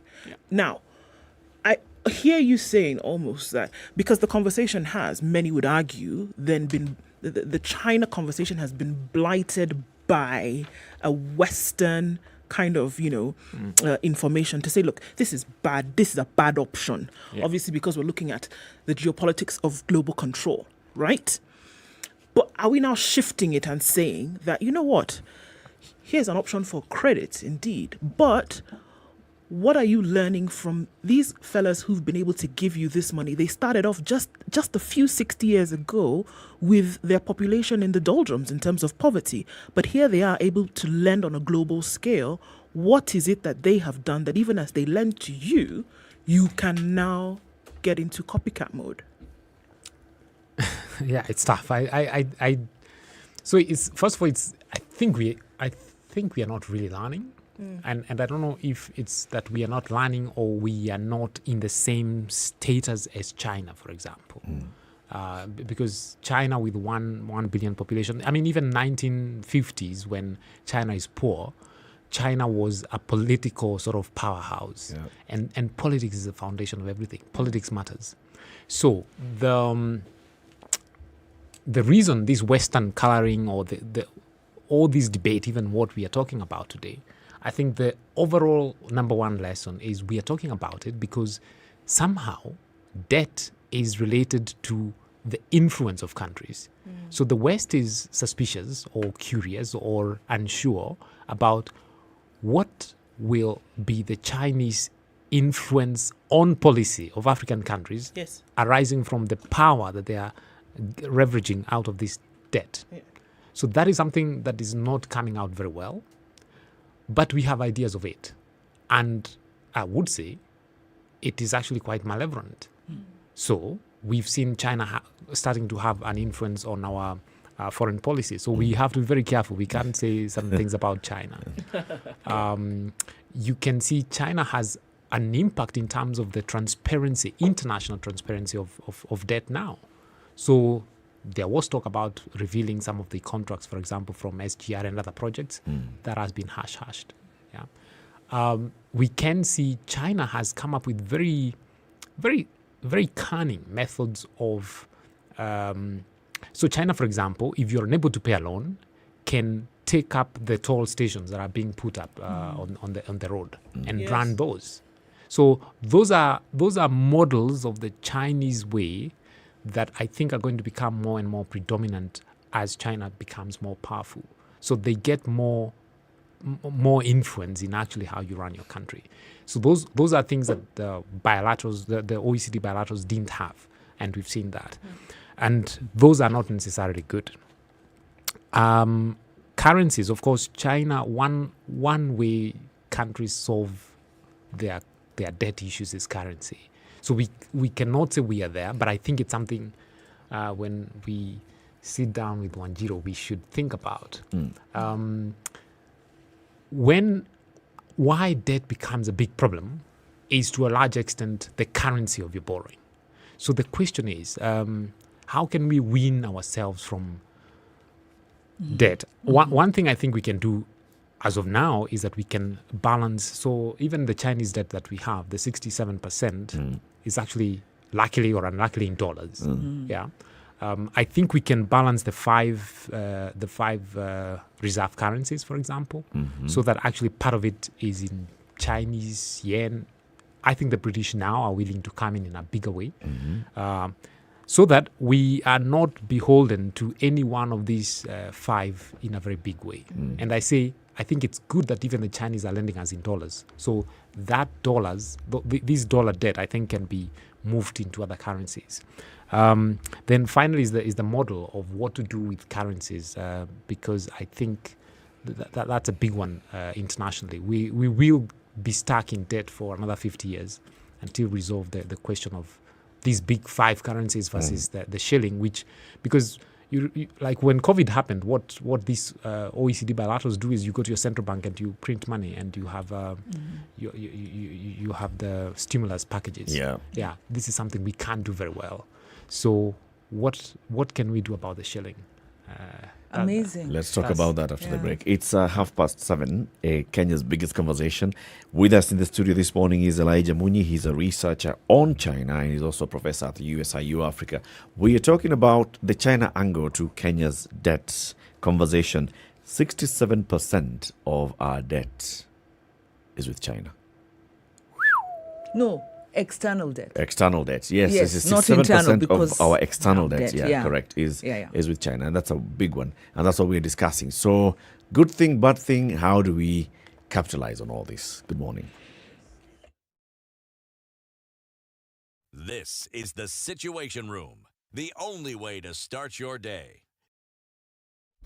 Classic soul, R&B, smooth jazz, neo-soul, and nostalgic ballads. Make some noise. Yeah. You're listening to Spice FM. Dare for fast relief from period pain? Take Ciprodon. The fizz works to relieve pain faster.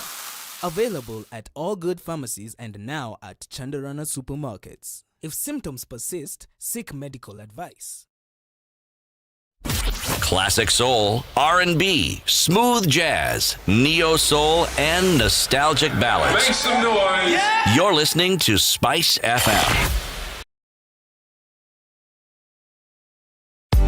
SpiceFM is taking you and 4 of your friends to the movies courtesy of everyone's favorite delicious fruit-flavored soda, Fanta and Anga Cinema. All you have to do to win movie tickets for your squad to an exclusive pre-screening of The Batman is to brush up on your Batman movie trivia and join me, Yolanda, and DJ Absolute on Sugar and Spice every weekday from 11 a.m. for your chance at a front row seat to witness cinema history. If I'm found guilty, there is no problem. I'm willing to serve. I have no problem. Jails are meant for human beings. They say a society gets the leadership it deserves. If you have a corrupt, crooked and rotten society like we have in Kenya, then of course they will get that kind of a leadership. I think the president should dissolve parliament. That's the best solution at this moment in time. Dissolve parliament. All of you go home. Yes, we all go home. How are we encouraging other people who might have new and creative ideas? Young people who are making money without any government help. They are just buying their own bundles. They are going on TikTok and making money. KRA is coming after them. I've been in parliament for 15 years. We have been unable to pass the gender law. And yet no presidential candidate is talking about it now. Because we are fake. The truth is, all the men refused to vote for that law. What did Sonko do to Pumwani maternity hospital? Yeah, he with cleaned his it own up. money. Cleaned it with his own money. That was him as an individual. Yeah. And I did not say he was cleaning his own money. I was saying he was cleaning. He cleaned the Foot, mouth. Foot, mouth. Eric. Cloudy conditions in Nairobi. Sun's coming out through those clouds at some point, though. Highs of 28 and lows of 16. At 15, it's sunny in Nakuru. Highs of 29 and lows of 14. We'll see lows of 14 in Nyeri as well, where it's mostly cloudy at 15, going to highs of 27. 27 is also what will be in Eldoret. It's currently sunny at 13, and we'll see lows of 12. Sunny conditions at 27 in Mombasa. We'll see a high warm high of 34 and lows of 27 today. It'll get quite warm into Malindi, where it's already 29, going to highs of 33 and lows of 27. The sun is out in Kisumu at 19, highs of 30 and lows of 18. And we're looking at mostly sunny conditions at 18 in Kakamega. 30 will be the high and lows of 16. Mostly sunny conditions out in Kampala at 19, highs of 28 and lows of 18, while it's sunny as well in Dar es Salaam. We'll see highs of 33 and lows of 25. All right, Joburg, sunny at 16, highs of 21 and lows of 14, and it's mostly clear in Lagos at 27. 33 will be the high, and it's partly cloudy at 25. In Kinshasa, highs of 35 today and lows of 25.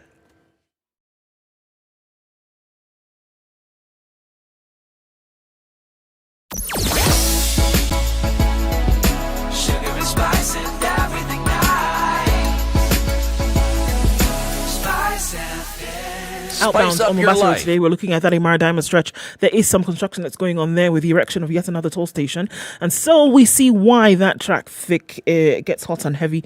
We're also looking at it coming out through the Weybridge through to the SGR, but nothing too crazy there. North Airport Road looking really good today, and we're also looking at Outer Ring without too much of an issue. Langata Road has behaved very well so far, but we're going to cross our fingers and hope it remains just that. Thika Superhighway is also doing really well today. We're looking at traffic just past the Pangani underpass inbound, and Kiambu Road today as well looks pretty good.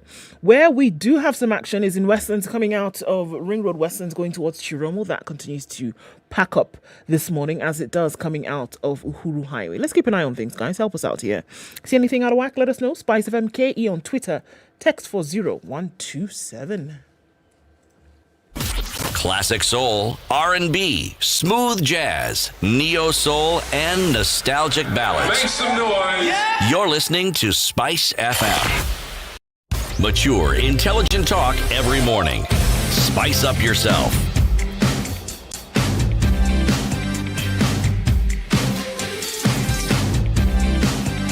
Mornings done right. 94.4 Spice FM, Nairobi. 22 to 8, the conversation continues with Eric Latiff and Okoh. Our guest hosts today were Jiroge Konyo, and our guest for this hour is Elijah Munyi, researcher on China, Professor USIU Africa. We are talking about our debt situation and the China angle. And thanks so much. Obviously, there's a very strong anti-China narrative, and from what you're telling us, this is very much driven by Western, the Western world view, where China is viewed as a threat to the dominance in the global financial system. And what you're cautioning us is that as African countries, as Kenya, as the East African region, we need to avoid replacing one imperial system with another. Absolutely. So even as we go east, we need to avoid going into a new imperial system. So what are the implications for the thinking of Africa as a rule maker in the global financial system? AfroDad, which is a partner institution of the Okoh Uchumi Coalition, has been championing this, saying we have a debt crisis.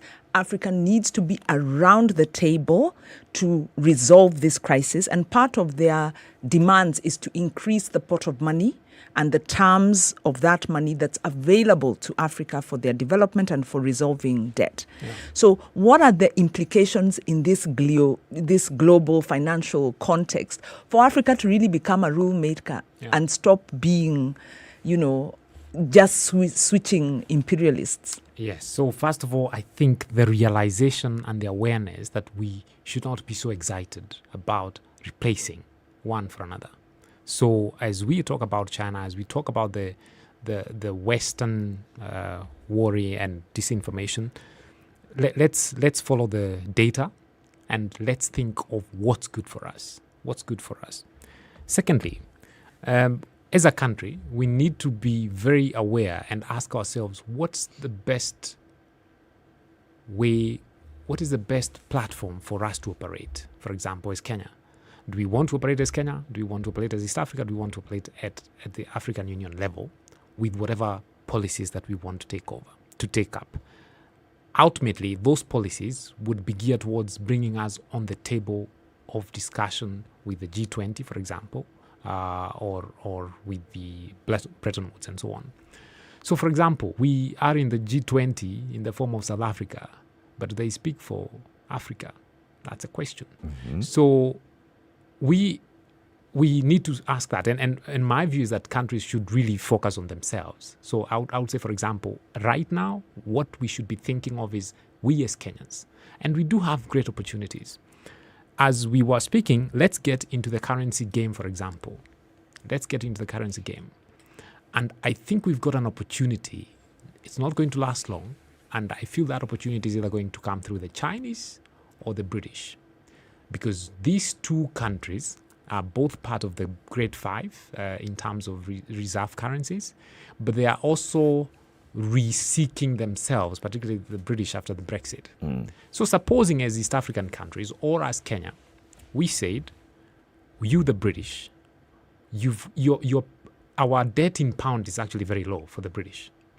We want to take a bit more of that, but not just take debt from you. We want, and we can talk with the Indians as well, because we are all part of this Commonwealth. So how is Commonwealth going to help us?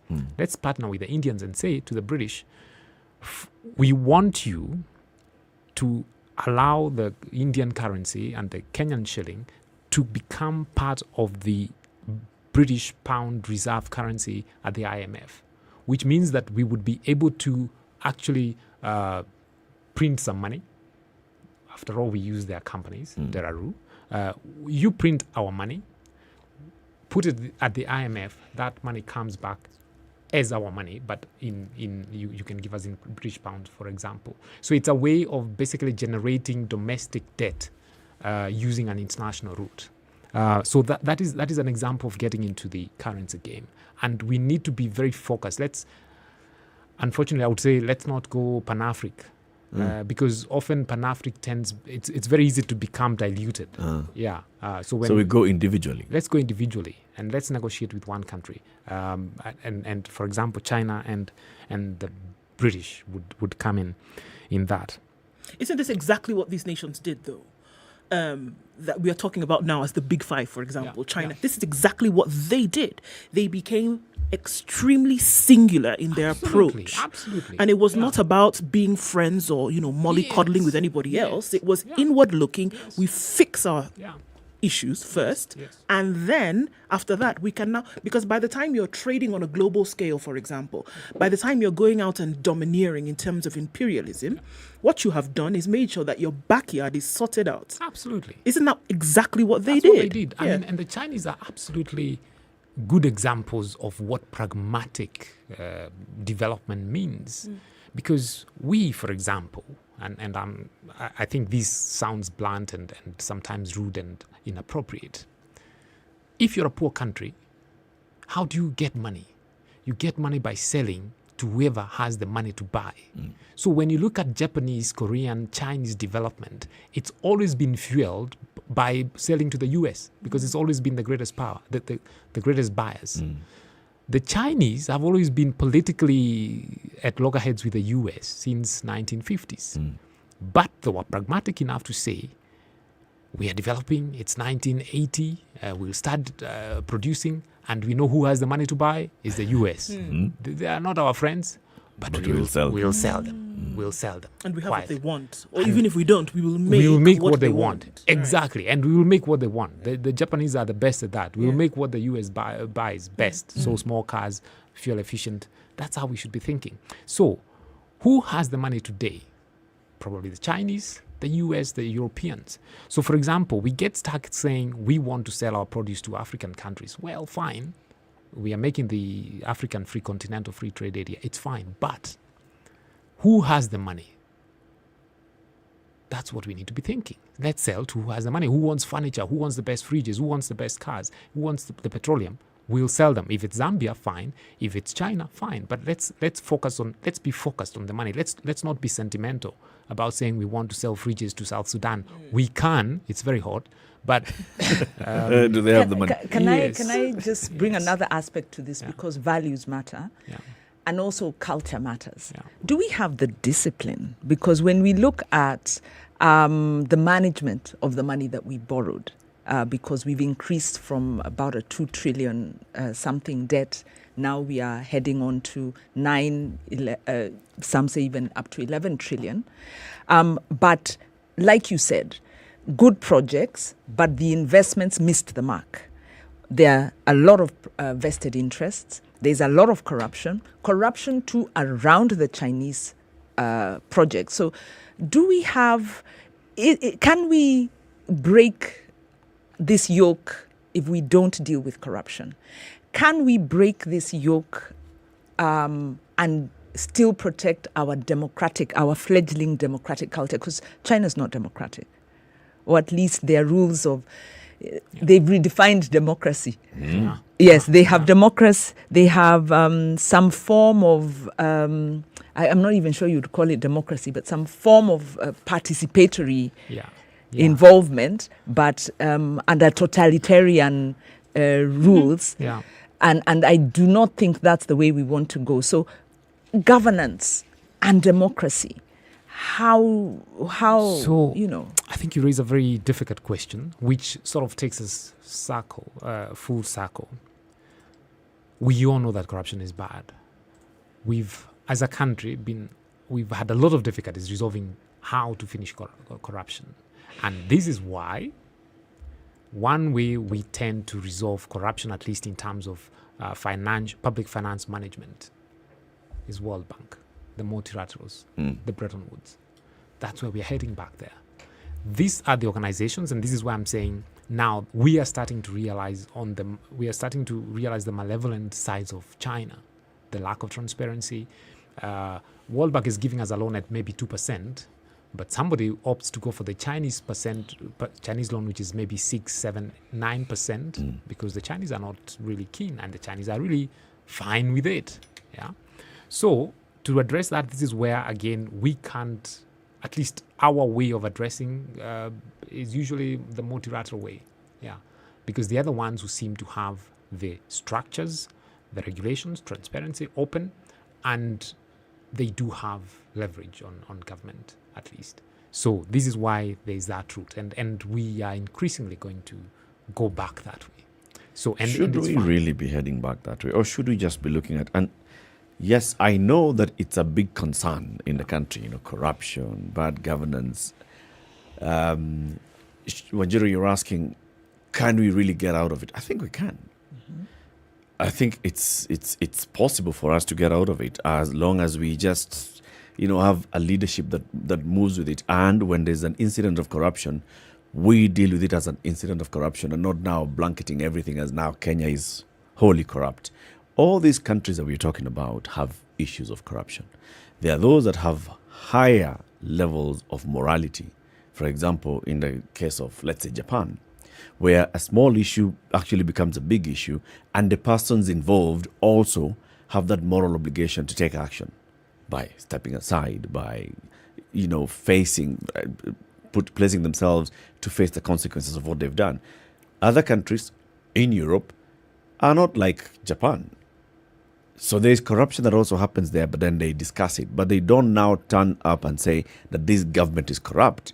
They say such and such an individual has been spotlighted for incidences of corruption, and they deal with the individual. They don't say now the Tory government is corrupt because one Tory minister was caught to have dipped their hand in the cookie jar.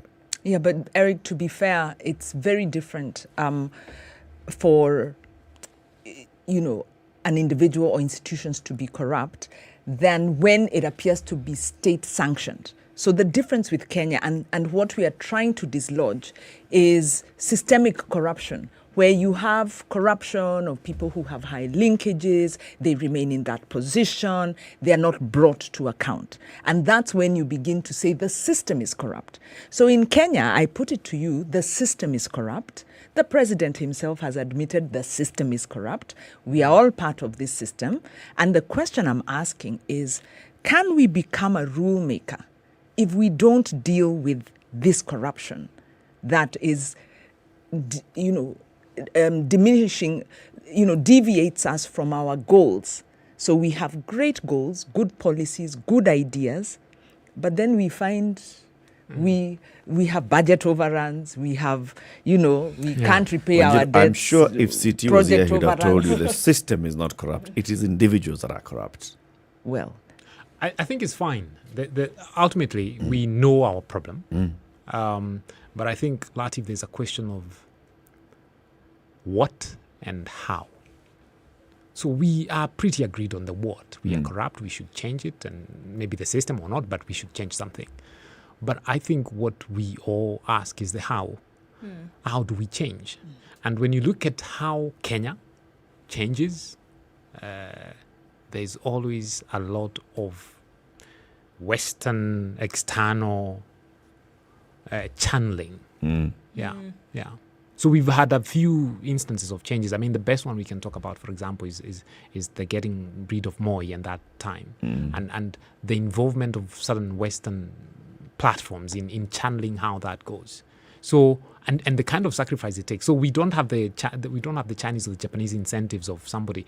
There's a reason why. There's a very interesting societal sort of it's our thing. Why certain corrupt individuals actually, we know them, they are out there, we worship them. They're our heroes. They are our heroes. Yep. Yeah. So we need to understand, and I would say sort of really understand, not in a critical way, but why do we look up to these individuals, or why do certain people look up to them? That's all I was saying. Yeah. We may not necessarily have to, think about changing in the way it is currently being defined as this is the way you change. We may just need to look inwards and know this is what we all need. We all knew, yes, we got the support of West, but there was also an internal conversation Absolutely. of we need to have a political change, change in the way we are governing ourselves, change in the Katiba. We all have been having this conversation about there's corruption and there's need to change corruption. Yes. But we sort of tend to have the textbook change of corruption and the realistic Kenyan change of corruption. Those two are not the same. Yes, because Eric, you're saying a little bit of corruption is okay, and do not name names, fight corruption, and still be very polite to the administration. Which is what I'm saying. I think, have Prof, to call I think a spade a spade. But we need to get there where we accept at what is our degree of corruption. Somebody else's definition of corruption should not define our corruption. Excuse me, an index is an index, and it's an allowable thing. We are operating on a global context, and we are evidence-based. So according to evidence, we have slipped in the corruption rankings. See, the same way we talk about lobbying. When you talk about politics and political lobbying, is that corruption or is that not corruption? In Kenya, if a lobby group went and sat members of parliament and took them to Mombasa and told them, we'd like you people to think about this in terms of policy. Exempt us from paying these taxes. What would we rather say? Increase the VAT. We'd say that we are bribing our MPs, we are corrupting our MPs. In America, it's lobbying. Yeah. And that lobby is actually contributing money to this person's re-election. The person is not going to buy a house. But it's been called a different They're just thing. going to use the money for campaigns. No, but that's okay. So if in that case, work on the transparent lobbying regulations. Yeah, but the interesting thing, I mean, what you're mentioning about values count, and when we talk about values, that's why I feel we should not discount sort of the alternatives OECD traditional path about transparency and things like that. But it's very interesting. Doing business, ease of doing business is a report that the kind of index that comes out every now and then. I think it's a World Bank index, actually. And they said they're not going to do it again. Actually, I haven't seen that, but I wouldn't be surprised. Yeah. They said Why? They said they got fake data, I think. When you look at the 5 fastest ease of doing business improving countries, it's actually the sort of it's Rwanda, it's Myanmar, it's Vietnam, it's socialist, communist, autocratic systems. So I think there's something interesting about happening about the nature of, for example, what we call our democratic system. The incentives are not there for working on the corruption. So, and this is what I was bringing. How do you, an individual who is corrupt, let's say you steal a lot of money, it's you're taking care of a lot of people in a way. And that's in society. So what we need to do is values, which say, for example, can we make Wanjiru comfortable and secure as a politician without having to rely on her own money? So we need values that systems and values which will promote that kind of thing, and that's what we don't have, and that is what I think probably the Chinese are bringing in. Only that we should not channel it from an individual perspective. Yeah. So that's what we need to be. So we need to be careful with China, but what you're saying is also we need to interrogate the traditional constructs and chart our own way, while agreeing we do not want public funds used for private Absolutely. gain. Yeah. I think that's a principle we can agree on. Yeah. So you said also, I think I just wanted to ask the question, when you talk about the global big 5 reserve currencies, what are they? Which ones are they? US dollar, Japanese yen, Chinese renminbi, pound, and the euro. The euro. Okay. The euro. And so we need to look at our debt and see how we can balance out. Yes. On all these 5 currencies. Yes. And when you look at the debt of the Japanese, for example, it's primarily 90% or above in the yen. When you look at the debt of all the European countries, the Euro countries, it's in their currency. Right. So we have a debt of about maybe 60 to 70% in euro, in the US dollar. We need to balance it.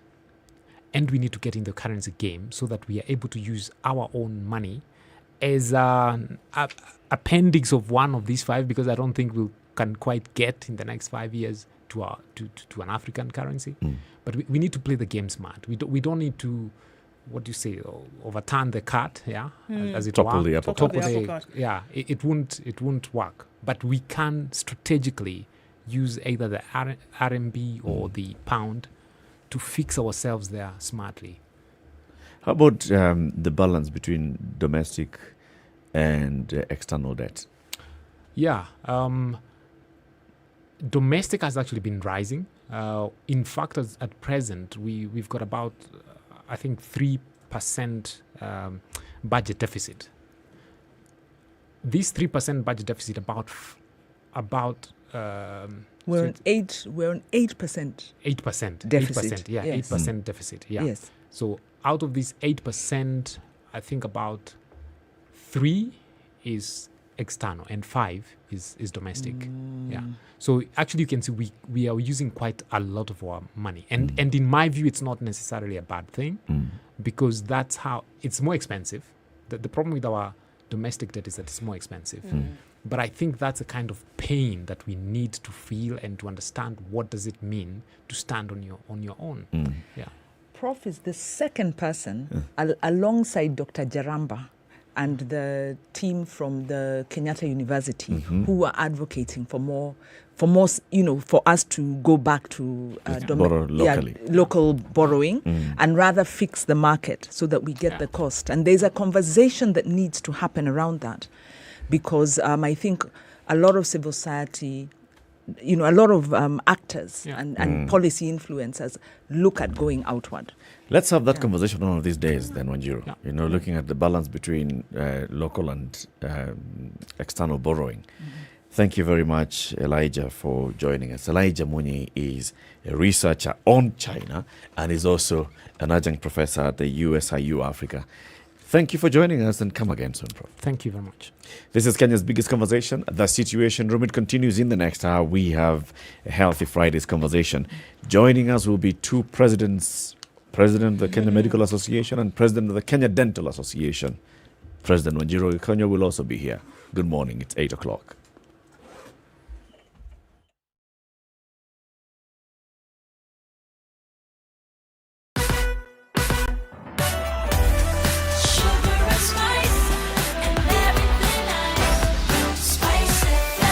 Spice up your life. The latest news from around the world. 94.4 Spice FM. This is Newswire Dennis Aseto. The Independent Electoral Boundaries Commission has created 2,800 new centers ahead of the August 9th polls. While appearing before the Senate Justice and Legal Affairs Committee, the Commission Chairperson Wafula Chebukati said the centers will be mapped by the Communications Authority to ensure coverage with 3G network. IEBC Chief Executive Officer Marjan Hussain pointed out that the Commission is on the right track as far as election preparedness is concerned, with the Commission seeking to procure 134,000 ballot boxes to cater for the new centers and replace the damaged ones. The two assured Kenyans that the polls will be free, fair, credible, impartial and verifiable.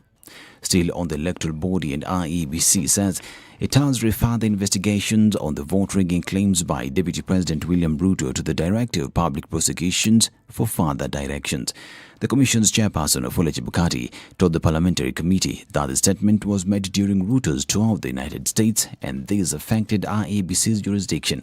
Chebukati further warned politicians against making comments which are not accompanied by substantial evidence regarding the election, saying they may lead to voter apathy in the coming August 9th polls. And government spokesperson Sarah Zaguna is calling on members of the political class to exercise their freedom of speech in a responsible manner ahead of the August general election. Colonel Laguna decried that some politicians have misconstrued this freedom to be an opportunity to spread hate, intimidate others, abuse and make unprintable remarks. He adds that even though the Constitution has guaranteed Kenyans numerous rights and freedoms, the same freedoms and rights demand a high level of responsibility. He says leaders have an even bigger responsibility on this. Now, Orange Democratic Movement leader Raila Odinga embarks on a campaign blitz in the Western Kenya region to drum up support for the presidential bid. The former Prime Minister and his Azimio la Umoja caravan will pitch camp in the region for 4 days. According to the schedule, which was released by his campaign secretary, Odinga will begin his tour of the region in Teso North and Teso South. Tomorrow, he will head to Sabatia in Butere, Khwisero, Shibuli, Shianda and Matungu. Sunday, Odinga will attend the church service at Shibuye and later begin his political engagement at Shinyalu, Khaega, Musoli and in Navaholo. Odinga will then conclude his tour of the region Monday after holding rallies in Lukuyani, Panpepa, Lumakanda, Malaga and Kambiri. Now, Kenya Party leader Martha Karua, who Wednesday formally declared her support for Odinga, is expected to be part of the caravan. And President Uhuru Kenyatta has directed the Ministry of Transport to collaborate with St. John Association to train at least 200,000 border riders on first aid to boost the country's first responder capacity. The President also ordered the Ministry of Health to establish a framework of cooperation to co-opt 26,000 volunteers from the St. John Priory to strengthen primary healthcare, emergency preparedness and response interventions all the way to the community level. President Kenyatta further directed that the Ministry of Health facilitates the establishment of a national trauma center and provides support towards equipping of the highway trauma centers to further strengthen collaboration with St. John Ambulance. And 16 border operators arrested in connection to the sexual assault of a female motorist along Wangari Maathai Road will stay in custody for an additional 2 days. This move comes after Nairobi court denied a request by the Office of the Director of Public Prosecutions to detain them for an additional 5 days. During the application, the 16 opposed the move by DPP to detain them for more days, claiming the initial 15 days was sufficient for the investigations. They will appear in court on Monday. And a prospective recruit in the ongoing police recruitment drive across the country died in Busia. The 26-year-old university student collapsed after running 5 rounds in the field. Wilson Ocheng, a relative to the deceased, stated that the third-year student at Kenyatta University had opted to try his luck in the recruitment. Ocheng indicated that he had no known illness, and the post-mortem will reveal what could have caused his death. And the government will investigate traders over the recent commodities price hike in the country. The Competition Authority of Kenya says in spite of the global shocks that have seen prices of most commodities surge, the authority is probing local producers who may have engaged in price gouging to cash in on the prevailing economic situation in the country. According to the Kenya National Bureau of Statistics, food inflation rose by 0.83% to 8.69% in February this year. The rise in inflation was due to increased prices of basic commodities such as cooking oil and maize flour. This is Newswire. I'm Dennis Aseto. Good morning.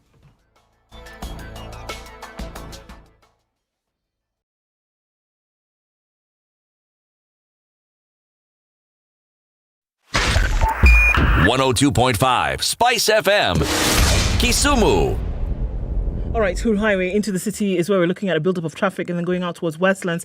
That Chiromo thing is doing the thing this morning and quite heavy going out towards Wangari Maathai Way.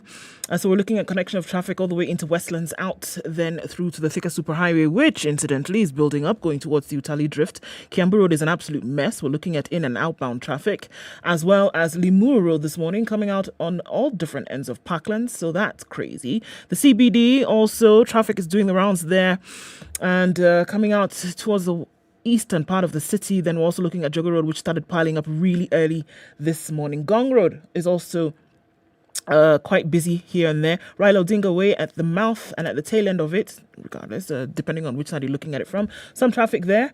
Coming off of Mombasa Road, outbound traffic around Imaradaima still continues. Outer Ring not looking too bad this morning. So started Friday off not too badly. Let's keep an eye on things. Tell us where you might be stuck or you find a good route. Let's use those this morning. Let's talk on SpiceFM KE on Twitter. Text 40127.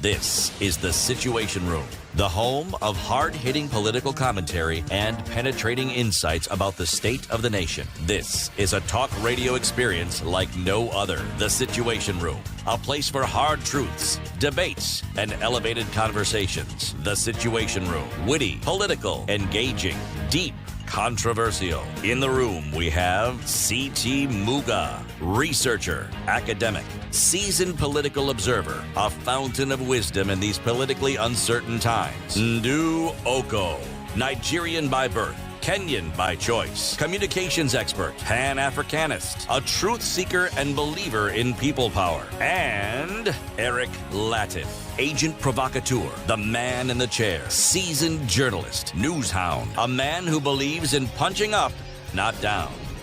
This is the Situation Room, 808 the on only 25th way to of March, start your day. 2022. Thank you very much for tuning into the Situation Room this happy Friday. Wherever you are tuned in, whether it's on Spice FM around the country, Nairobi, Mombasa, Kisumu, Eldoret, Nyeri, Malindi, or Nakuru, or you are watching us from around the world on YouTube and Facebook. Spice FM KE is our YouTube channel and Spice FM KE is our Facebook page.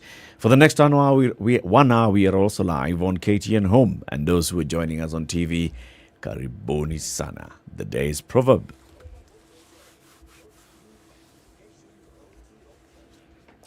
This one is a Zulu proverb.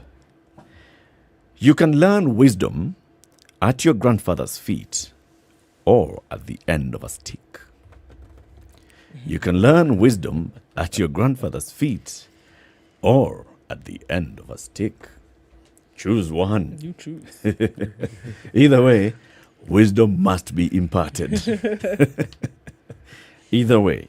We have two guests who are joining us in the studio. It's Friday, so it's a healthy Friday conversation. We have the president of the Kenya Dental Association, Dr. Tim Deuri, and the president of the Kenya Medical Association, Dr. Were Onyino. Daktari and Daktari. Welcome to Kenya's biggest conversation. Thank you. We normally have one hot seat But now, because you've come together, we shall have 2 hot seats in the Situation Room this morning. It's good to have you. 2 presidents of 2 associations of doctors. Okay. So what's the Kenya Medical Association? Yeah, so Kenya Medical Association is an organization that represents the interest of healthcare workers and patients.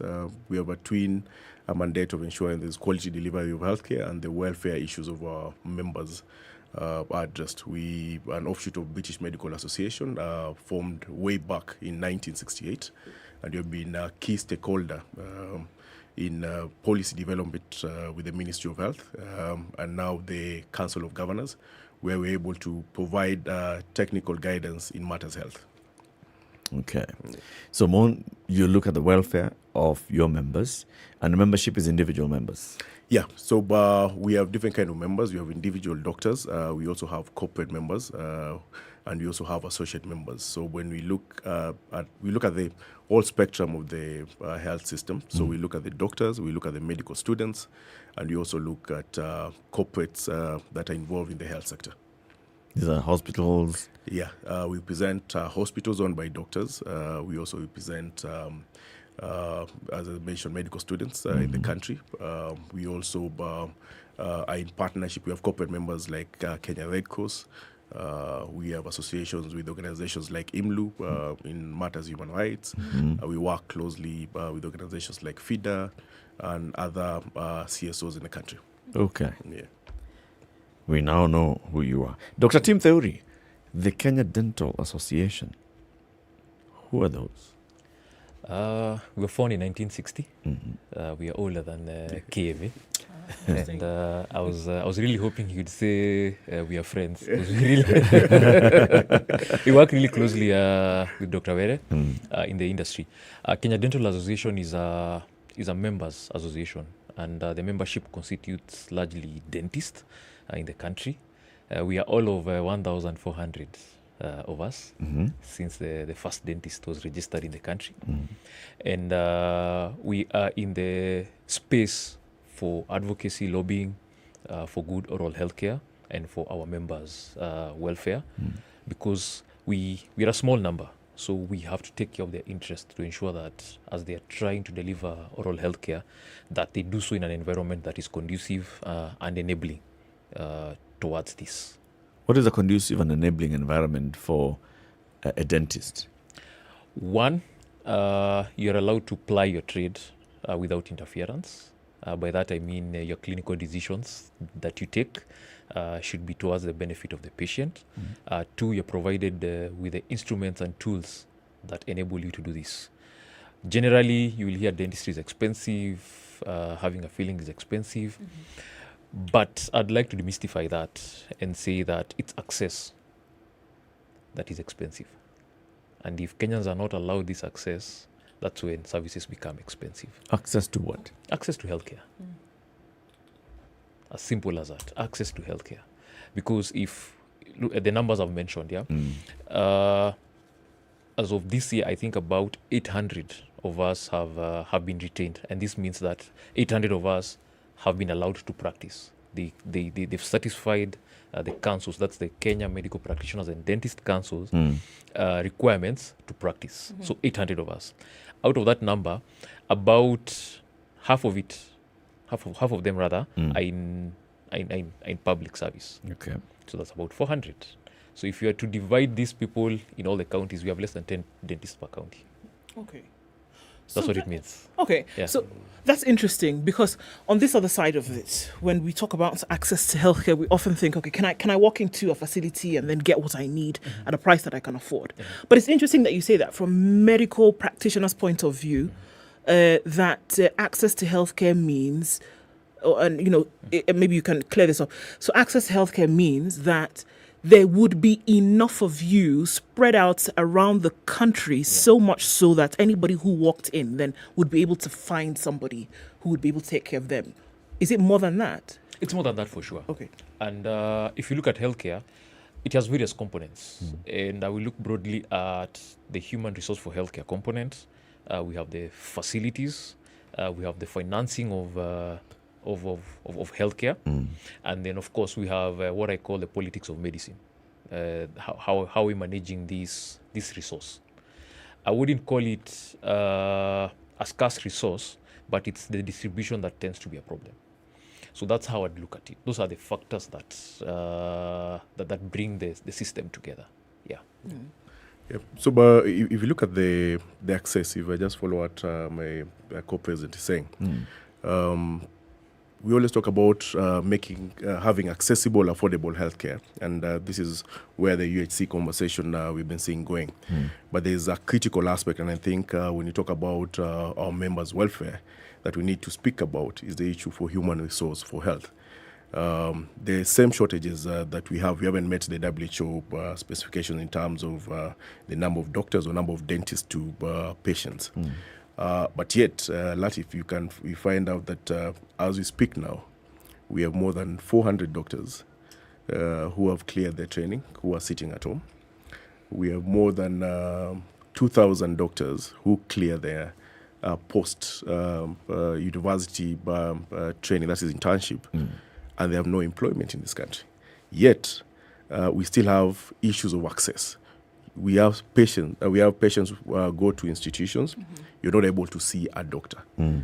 And we have Kenyan citizens trained by taxpayers' money who are sitting at home. And that, for us, is something that is we find very perturbing. And we're still seeing even people wanting to import doctors to the country while our own citizens are sitting at home. Why, by way of explanation, is that imbalance there? Doctors are trained, but then there's no uptake in the facilities. But then, like you say, there's the employing of doctors, external employment of doctors. Why is that a problem? Is it a funding issue or critical? Is a health financing issue. We are not allocating enough resources to the health sector. Right now, as we speak, only 2 to 3% of the budget goes to the health sector. We signed an Abuja declaration that we keep on talking about, excuse me, that needs to increase this allocation to more than 5%.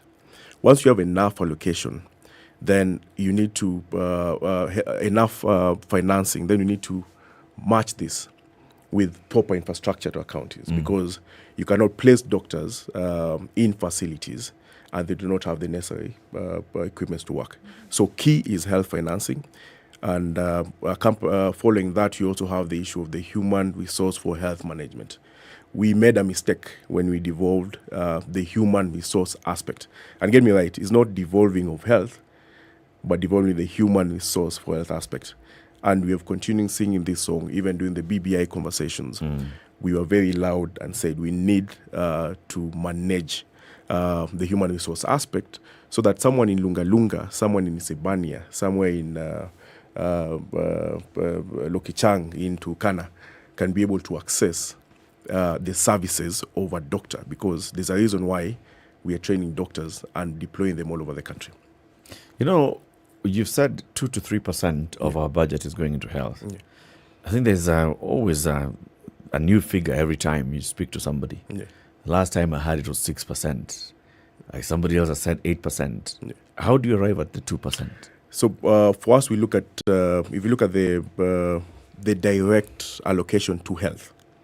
In the Ministry of Health. In the national budget? In the national budget. Okay. It's around 2 to 3%. Okay. But if we look at maybe other aspects of health, maybe allocation that goes to healthy living, agriculture, maybe infrastructure to support the health, then we find it may become a bit bigger if you look at it like that. And at the county level as well? At the county level, yes, even at the county level, translate the same. I can give you an example of, there's a county that gets almost 3.1 billion allocation to health. But if you look at the amount of money that they spend on the current expenditure, that means paying salaries, is almost 2.5. So what are you left with to buy drugs? That's why you hear there's constant drug shortages in our institutions. What are you left with to invest in new services? That's why you still see people coming all the way to Nairobi to access services. And we have devolved health. So it's a time that you have the difficult conversation and look at the health matters sit down with the Council of Governors, sit down with the Ministry of Health, have a conference just to discuss this. Where did we go wrong in terms of the devolution aspect? And for us as healthcare workers, we say is the human resource for health aspect. And that's a hot conversation, even how to balance it in terms of the controls. If you've devolved the service, but you've not devolved the human resource that's providing this service. So who has the say on the way things are being run? Let's get into that shortly. I want to ask a question to Dr. Theuri, because you said the Kenya Dental Association has 1,400 members, but there are 800 registered dentists. So who are these other 600 people who are your members? So just to put the numbers in perspective, 1,400 are the number of dentists we've registered in the country since we started regulating the profession. Okay. Of course, there's been attrition. People have moved out, lost by death, people who've just not practiced dentistry and are doing other things. So that's where the difference in the numbers is coming in. The 800 are those who wanted to practice this year and did what is right. Okay. So that's where those numbers are coming in. But from what you know, if you're able to just subtract the number of dentists that graduate out of our schools of dentistry, yes, and those that then get licensed in a year, do they match? Of course, there's a big disparity, as Dr. is saying here. You'll find that we are bringing into the system, if I may call it that, about 50 to 70 dentists annually. These are the ones we train locally. University of Nairobi is doing training, and they're releasing about 19 to 20 every year. More University School of Dentistry is also releasing another 20. And then we have foreign trained doctors who come in. So those are the numbers that you're looking at. What we are putting into the system is also a bit different as well, because we'll have a loss of one or two who never get into practicing. But then again, once they've done their internship through national government, the counties who have the responsibility now of employing doctors are not picking up dentists and medical doctors for one reason or another. And from where I stand, if I was to eyeball the situation, it would be that when we were devolving health, it seemed flowery. There were these huge budgets that were associated with health, yet we have very few county hospitals that actually do make money from health. If better managed and reduction in efficiencies was seen, then we'd have better balance sheets, if I would call them that. However, the biggest component still remains HRH, human resource for healthcare.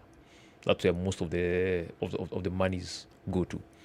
And those two go hand in hand. Good healthcare goes with good quality staff and their numbers. Because if I was to have a doctor where you're seated right now, we'd have someone do the morning shift, another person do the evening shift, if I may call it that, and another person on standby to cover just in case either of you is not feeling well. So if you were to look at it that way, then it's not the one seat that is being occupied. It comes with much more than that. And the moment we appreciate that, then our healthcare system will also work. The other thing that I usually say in private conversation is that we should just like ourselves a little more as Kenyans. And this is a message I usually drum to the political class. And we've seen a road rise out of Mombasa Road, right? The expressway. We've seen Thika Road from what it was to what it is right now. Why can't we want the same for healthcare? Haven't we seen that in the last 9 years of devolution?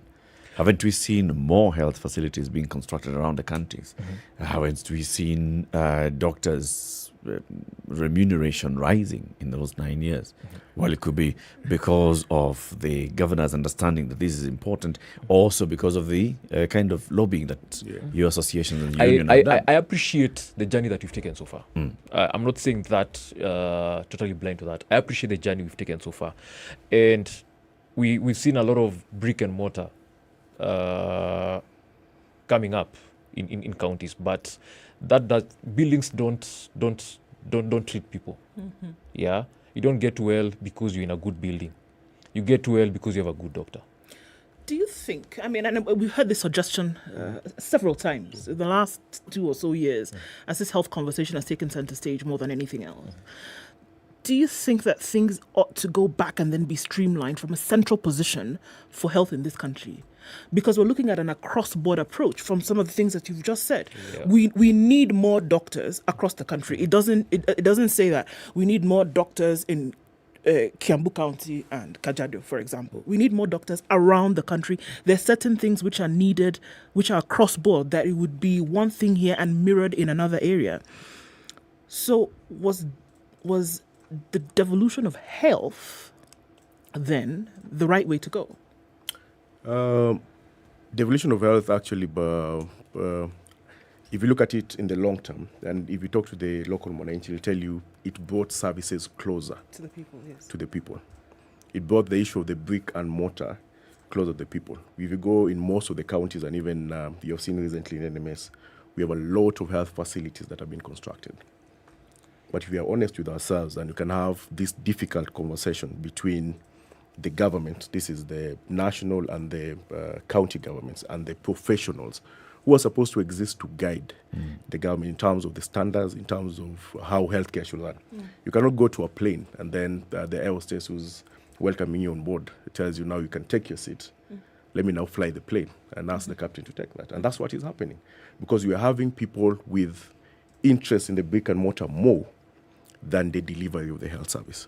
So there's been a lot of investment under the EMS system, managed equipment system. We built so many ICU facilities, we built so many radiology centers. But during the COVID time, why did we again have to talk about training of human resource to equip these places? There are places now, counties, which have ICU facilities, and they have no specialized ICU nurses. They have no anesthesiologists. These are specialized doctors to manage ICUs. So yes, from outside, the building is well painted. Inside is all rotten. And that's why we need a compromise between the professionals and the government. Because what we have solutions. And actually, if you look at the first BBI draft, there was actually an agreement that we need to have a health service commission, a constitutional one. Now we have moved to a point where now we are talking about having a statutory health commission. And these are discussions that we need to have with the politicians, because they talk about health like it's an abstract thing. But we as the professionals know that the challenge that we face. I cannot go to an institution I work. I prescribe medication for my patients to get well. They don't. We do many medical camps, and in those medical camps, you're shocked. Someone comes for a medical camp to ask for paracetamol, something that costs 50 cents. I don't know whether there's 50 cents in circulation anymore. So if you cannot provide a simple paracetamol tab, so what medication are you providing? And how would having a centralized health, human resource for health, help that? I gave an example. There's a county that gets in its health budget 3.5 billion. It spends almost 2.8 in the current expenditures. That is paying the doctors and nurses. The nurses, clinical officers. Why can't you remove this human resource aspect? Let the counties receive the 3.5 billion and use it to invest in the infrastructure, in getting the consumables, in getting those institutions, the oxygen issues you saw the other day during the COVID time running. And then the national government manages this critical resource and is able to ensure that there's equity all over the country. I can tell you, I'm sure you've been seeing in the news, counties in this century saying they've done their first neurosurgery. They've done the first cesarean section. A cesarean section that was done by our forefathers in Buganda.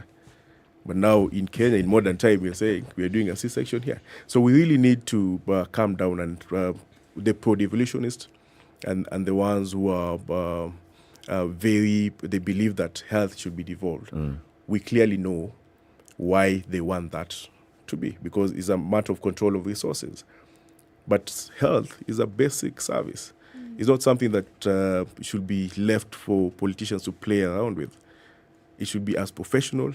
The way we treat the education sector, the way we are serious with the security sector, is the same seriousness that we need to see both political divides giving the same attention to health. And we're not seeing that. We're just hearing people talking about NHI, people talking about abstract things, but we're we are not on the table to guide them on where we need to go as a country. Let's dig deeper into that conversation. This is whether we need to centralize human resource for health, but retain devolution for health, or whether we should totally just centralize the entire health, just like we've done with security, with education. That's the conversation we want to have. Let's look at the pros and cons of each. Our guests this morning in the studio is Dr. Tim Theuri. He's the president of the Kenya Dental Association, and Dr. Were Onyino, president of the Kenya Medical Association. Joining us, Eric Latiff and Okoh in the Situation Room. Our colleague City Muga is away today. We're live on KTN Home, on SpiceFM, on YouTube and Facebook. Good morning, 8:30. Time for a quick break. We'll be back shortly. This is the Situation Room, the only way to start your day. Classic soul, R&B, smooth jazz, neo soul, and nostalgic ballads. Make some noise. You're listening to Spice FM. KTN Home welcomes you with shows that will inspire you. They are very compelling, very emotive, and even better about individuals who have a story to share. Through their stories, you get to hear of as many life experiences, learn and grow. Catch What's Your Story every Saturday at 6 p.m. Her Standards every Saturday at 4 p.m. and Everyday Woman every Tuesday at 7:30 p.m. KTN Home, the home of inspiration. Get inspired today.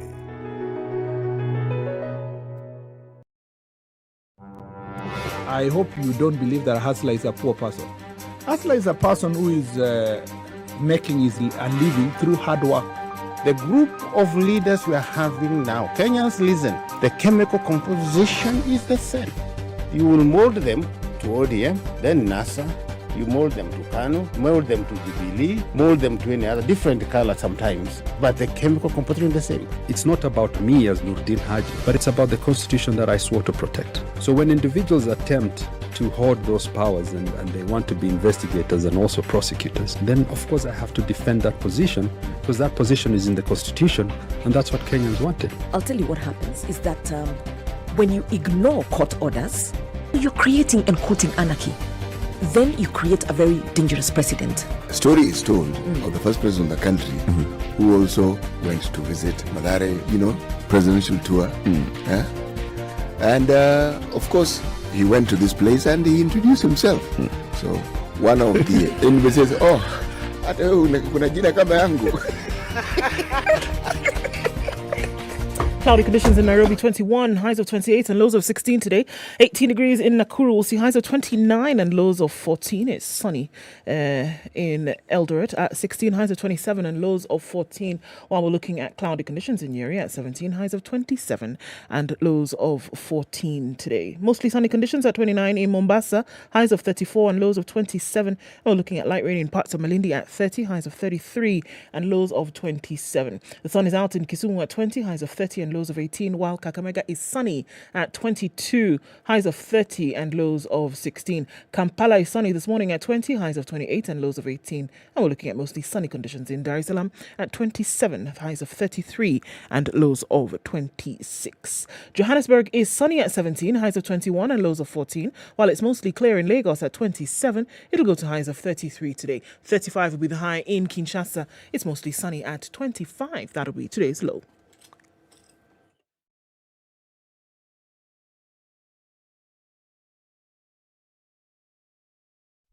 Classic soul, R&B, smooth jazz, neo soul, and nostalgic ballads. Make some noise. You're listening to Spice All right, FM. in and outbound traffic on Mombasa Road today. We're looking at that Imara Daima stretch. It's really slow, but get out of it and you shouldn't have too much of an issue going then into the city. The southern bypass looks pretty good. We're looking at that industrial area stretch. Lunga's cleared up a little bit on Jogger Road today as you head out towards Landis, which, incidentally, in and outbound traffic is plaguing it now. We're looking at that roundabouts at Kamkunji heading out towards Haile Selassie. A little bit here and there. Where it's really heavy now is Chiromo and we're going towards Westerns. Remember, there's a race to finish the expressway. So it means a lot of traffic for folks, especially in certain areas. The Thika Superhighway looking a lot better now. Just at that Pangani underpass is where we'll see some traffic continuing. Kiambu Road now free and clear, not too much of an issue. Let's tail back and let's see what it looks like in about half an hour, shall we? Yes, SpiceFM KE on Twitter, text 40127.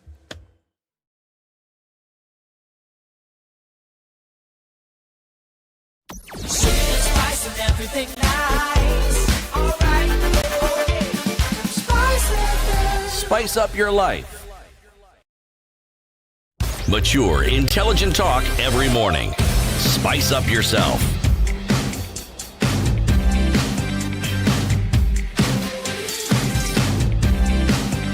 Mornings. 26 minutes to 9. 94.4 Spice FM. This morning, two presidents. One is the Kenya Medical Association president, Dr. Were Onyino, and the other one is the president of the Kenya Dental Association, Dr. Tim Theory. We are talking now about management of human resource for health. This is a conversation that the professionals in the healthcare sector have been having since the onset of devolution. Almost immediately, the union started going on strike, and they said, no, we need to re-centralize this thing. What is the idea behind devolution? Bring services closer to the people. Mm-hmm. And then there was a conversation about, so now what do we devolve first, as this in this trial period as we get into devolution? Maybe in the end, we shall devolve everything. But what is it that we start with? People said, devolve agriculture. Why? Because you're dealing at the local level, you have your farms, you need that support, and you have your elected leaders. What are the things that people deal with on a daily basis? Agriculture. Second, health. Why? Because you want access to healthcare. And you want to have a conversation about accountability to access or lack of to healthcare. Conversation about security? No. Let's not create 47 warlords with their own security systems.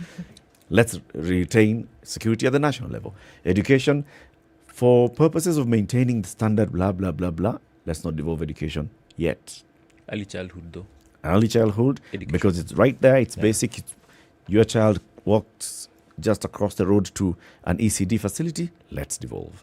Now, you people in the health profession are telling us we should start having this conversation honestly, and as painful as it may be, let's look at having a national health services commission that is in charge of hiring, retaining, and deploying healthcare workers across the country. And this is not just doctors. It's doctors, clinical officers, nurses, lab technicians, everybody who works in the health facility as a professional. But then we retain devolution in terms of the governor and the county government are responsible for building new facilities, for equipping those facilities, for putting in all the amenities in those facilities, for making sure that there are gloves and other consumables, and making sure that there are medicine in the facilities. So who does the doctor report to? Who does the nurse and the lab technician report to? Is it the governor, or are they reporting to the secretary of the Health Services Commission? I think that is very easy, because we have situations in the private sector where you can have different companies, and you have one group CEO where everyone reports to. So administratively, we have no qualms with these particular individuals reporting, because they are county public service boards. But in terms of management, the ultimate say in terms of deployment, in terms of training, in terms of hiring of these workers, needs to be done centrally, because we have even some counties that are not aligning to the standards set by the central government. It's the work of the central government to define that, to set the standards, to set, for example, if you have a level 4 facility, this facility at least have 4 main departments: a pediatric department, medicine department, it has a surgical department, and an obstetrics department. You must have a minimum of 2 specialist doctors there in each and every department. You must have a minimum of 8 doctors per department. If you look at our counties, and that's why you're seeing most of the doctors are burning out. You're seeing most of the doctors are going to strikes because they do not want to align to the standards set by the government. And then again, there's the issue of how did we transfer the health services to the counties? It was rushed. There was no proper training of the managers, and that led now to the challenges that we're seeing now. We have no problem with the counties dealing with the community health. the community health volunteers. We have no problem with them dealing with the level 2 facilities, which are dispensaries. But the main services where we're having curative, these are the secondary, tertiary, and the level 6 institutions need to be centrally managed because, for example, look at Machakos level 5 hospital. It does not just provide services to Machakos County citizens. It serves Kajiado, it serves Kitui, it serves and Nairobi. Makueni. So how do you then let only Machakos County bear the burden of managing that level 5 facility? And that's why we are saying we are not opposed to the devolution of health care. What we want is it to be streamlined so that it can be effective in terms of delivery of health services to Mwananchi. And streamlining is a job that the national government has been given by the Constitution. Yes. That is in terms of creating policy, isn't it? Yep. Is there a policy that talks about all those things that you've just said? For example, a level 4 should have 4 departments, should have at least 2 specialists, should have minimum of 8 doctors per department. Is that on paper? The one thing that Kenya is not short of is policy. We have very clear guidelines that guide some of these things, And what Dr. here is saying is your healthcare will be as good as the exposure of your governor, as it is right now. If you have a good governor, chances are you'll enjoy good healthcare. If you have an airhead for a governor, the same applies. And the streamlining he's talking about is the management of this resource and service, because it's a resource and it's also a service that we're giving to Kenyans, needs to be in such a manner that at the snap of a finger, I'm able to tell that this is the situation in the country. We have an outbreak in this place. Our non-communicable disease situation is like this. Recently, when NHIF was trying to bring UHC to us, the 1 million households, the indigents that were being registered, when the counties were asked for this number, to submit the names of indigents, what happened?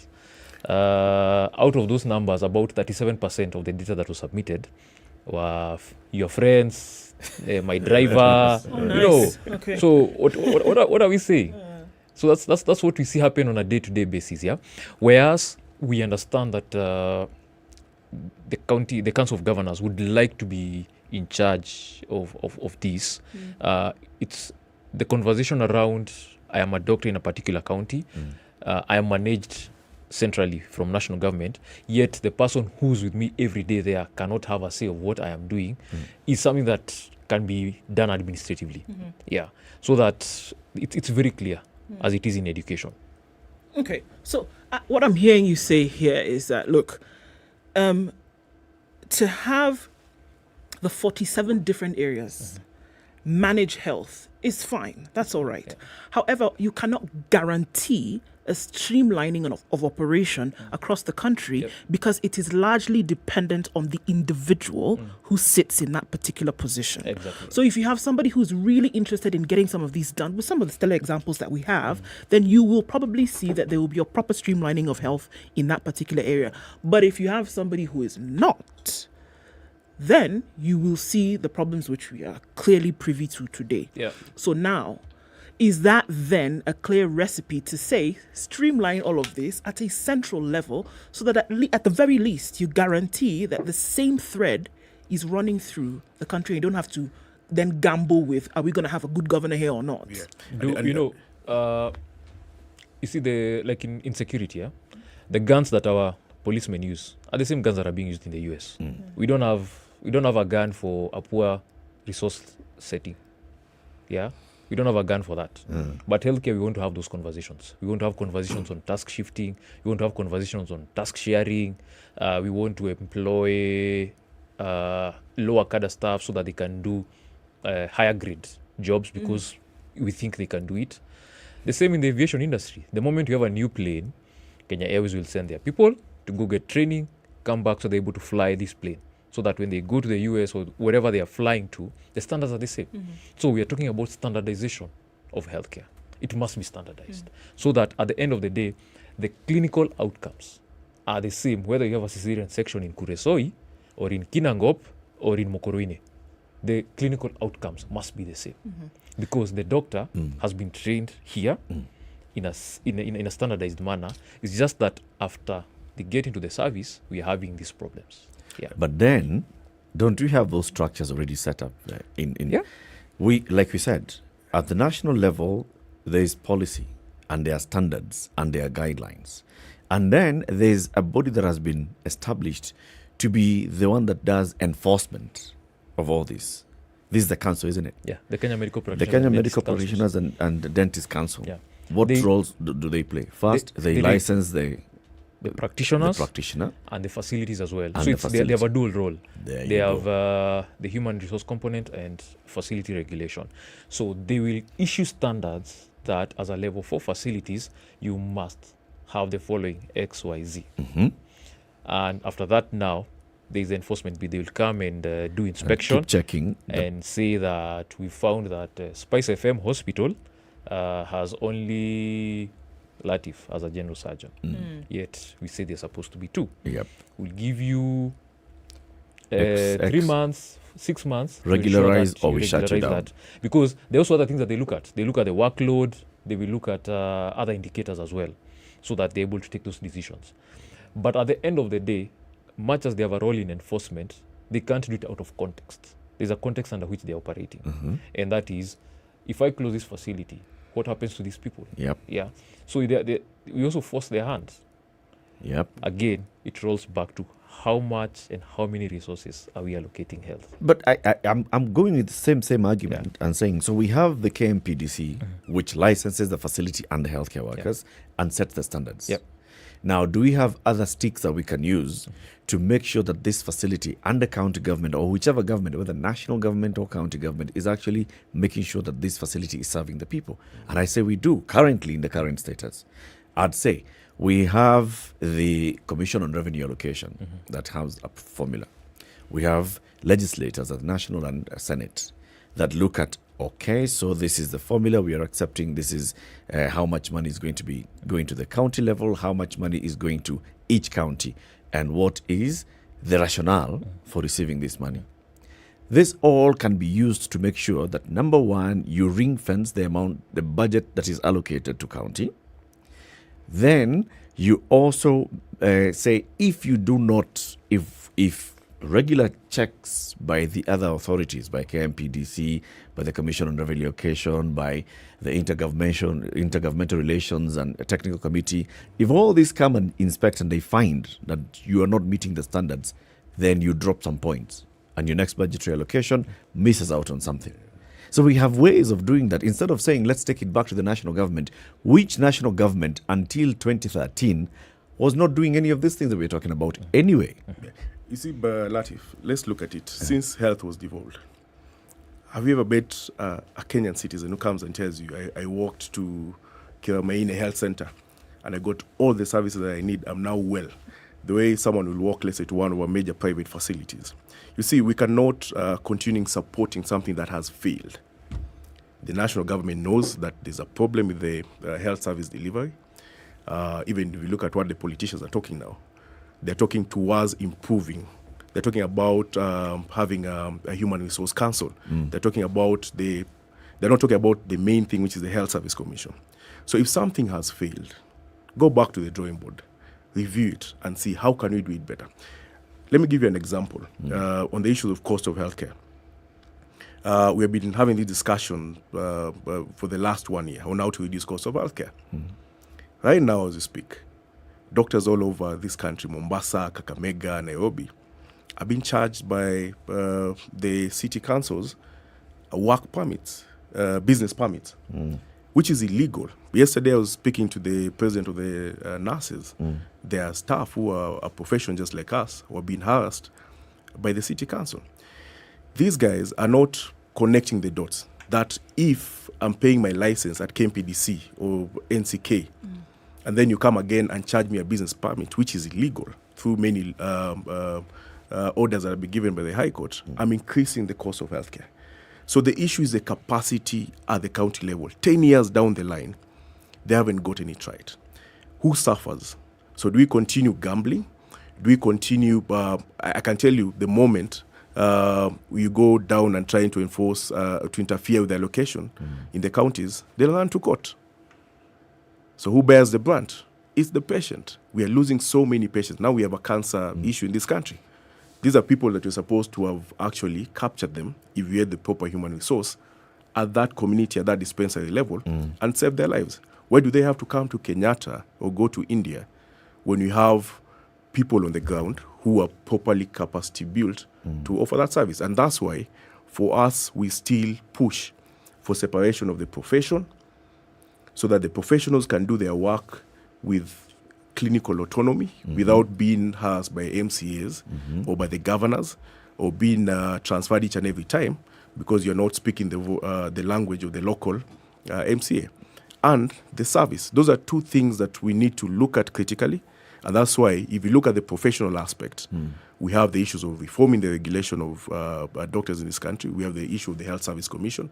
And if you look at the service, then we're talking about let them have the community, the primary health aspect. And then the curative, tertiary, secondary aspect, let them be taken to the national government. So that from level 3? Yeah, from level 3 upwards. Let them go to the national government issue. Doing that, you'll have enough resources to hire these many doctors and nurses who are outside there, who have been trained by taxpayers' money and have no job. Dr. I hear what you're saying, but at the same time, I can't help but feel as if this is a conversation that those who are so hell-bent on frustrating devolution would really enjoy hearing, because it is talking about recentralizing. Our big budget is going to education. It's at national. Another big budget, which is called health, and a big expectation that's health, whether it's funded by the national budget or by development partners, is health. Bring it back and centralize it. This is a push to recentralize things instead of looking at how to fix this problem. Because if we have a National Health Services Commission, for example, that can transfer Dr. Were from Lunga Lunga to, say, Moyale, all right? But we have not sorted out the issues that you're saying, the service, level of service in Moyale or level of service in Lunga Lunga. We are not sorting out an issue. And just taking it back to the national government does not give us this guarantees. No, but you're not working in isolation. I'm not saying that let's say the National Public Service Commission, or when you have a Human Health Service Commission, totally disregards the County Public Service Commission. You have to work hand in hand so that you ensure there's professionalism in management of these healthcare workers. We have had more than 103 strikes since devolution. Devolution, Yeah. It tells you something is wrong, something is not happening. And all the time we have strikes, we have to go all over. I was in Mombasa the other day, Kakamega the other day, trying to talk to these governors and telling them, look at the disaster that happened in Laikipia. Look at the disaster that happened in Kerugoya when they fired all healthcare workers. Who suffered? It's the Mwananchi. Mwananchi didn't have any say. But that is because it was an ego thing. It had nothing completely to do with the delivery of health services. And you see, that's what we are saying. If you have failed under 2 successive county governments to get it right, do we continue ensuring that patients... Yes. I think as a pragmatic man, which I am, a good idea must give way to a better idea. That's one. And then 2, we must also believe in iteration. If what you've done over the years is not working, let's step back and see what's going on. If we were to audit the healthcare situation right now, what do we find? Have we done that? Right? So that at the end of the day, what are we interested in? Is the quality of care. That's what we're interested in. Yes. How it's managed is a conversation that can be had administratively. Because as it is right now, it doesn't matter how good of policy direction that Ministry of Health issues. At the end of the day, health is devolved. So if a governor says, I will not do whatever it is you're suggesting, there's nothing you can do about it. But at the end of the day, who's suffering is a Kenyan. But I'm saying there are many things that we can do about that. And if we honestly just allowed the systems to work as they should, would get there. It's about quality. Every time, or the number of strikes by healthcare workers that we've had, it's not always the issue of pay. Yep. And the doctors and nurses and clinical officers are always very keen to tell us, no. People, it's not just about our money. It's about the quality of the healthcare that we're giving you. We want to Yeah, deliver. we want to deliver.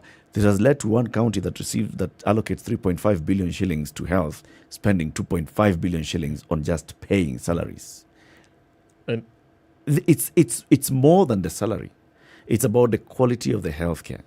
So I'm not getting that connection that if we separate the professionalization of the service by bringing the healthcare workers under one body, we of necessity are going to get quality service at a devolved level. When you open the conversation, there's something I say: the politics of medicine and health does not operate in isolation. It operates in an ecosystem. The cost of healthcare is not only the components that go into providing a certain service. Right now, what amount of taxes do health products and technologies attract? That's a conversation we must begin to have. 2, the nature of politics in the country is something that we can't run away from. Yeah, and what I think has plagued our country over the years is the quality of leaders we are getting. And it's also a reflection of the citizenry. We must want better for ourselves. That is the first thing we must do. We must want better for ourselves. The moment we do that, then it will come up one way or another, because you can't hide inefficiency. You can't hide inefficiency. And the thing about merit is that it always rises to the top. It doesn't matter what conditions it operates as. It always rises to the top. So if we have good quality leaders, they will be able to see these things. And now that we're in this political season, many things are being said, but health is just a footnote in what they're saying. One of the louder Baba Care, bwana. One of the louder It's a big conversations one. is universal health care, Yeah. right? It's one of the. It has taken center stage now in the last, a few months. Yeah. With what you're both saying now, with UHC, in the front lines that we are seeing it now, will it be delivered in the way in which it's being touted if we are having these issues? Like I said, you can't hide inefficiency. One, that's one. 2, UHC is, what is it preventing? It's preventing catastrophic health expenditure. That's what it's shielding you from. And while at it, giving you access to good quality healthcare. Those two are a bit separate, yeah? So now, NHIF has been restructured legislatively so that it can be able to deliver this. Good initiative, and I'm in support of it personally, and also as an association. We're in support of it because this is the first time that some of these services will be availed to Kenyans, and this is what we want. Now, if we look at how the fund NHIF is funded, then we begin to see the cracks. Is it sustainable? They're always talking about their loss ratio being not the best. They're saying that they're not getting money from the exchequer. So there are very few situations world over where you have a situation where you're saying you want to deliver UHC and it's not taxpayer funded. It has to be taxpayer funded. You must begin to have that conversation all the way from Treasury. Actually, if I just add to what my co-president is saying, the UHC will only be a success if we address 2 key issues: the human resource for health aspect and the health financing aspect. Human resource for health aspect, we need to have that hard, difficult conversation on how to manage this resource. Health financing aspect, we must have a health tax. Everyone is talking, you mentioned Babacare, but we need to look at our health financing strategies. We need to look at how you're going to implement this, if that is going to be the next government. It's through allocation of more resources. How do you allocate more resources without taking away from devolution, what you've raised? The only way is to raise more income. And the only way, and it has been done in many countries, there's between 3 to 5% health tax that will make UHC a reality to many. Like the way we have a petroleum levy. Yeah, and the other time we are actually even suggesting we have sin tax. These sugars that the sin tax goes to healthcare. To healthcare. Because that's a good one. We are complaining that non-communicable diseases are on the rise. These are chronic lung disease, diabetes, hypertension, and the cancers, right? And those 4 that I've mentioned, they share what you call modifiable risk factors with oral health diseases. and these are alcohol use, cigarette, and high sugar content, intake rather.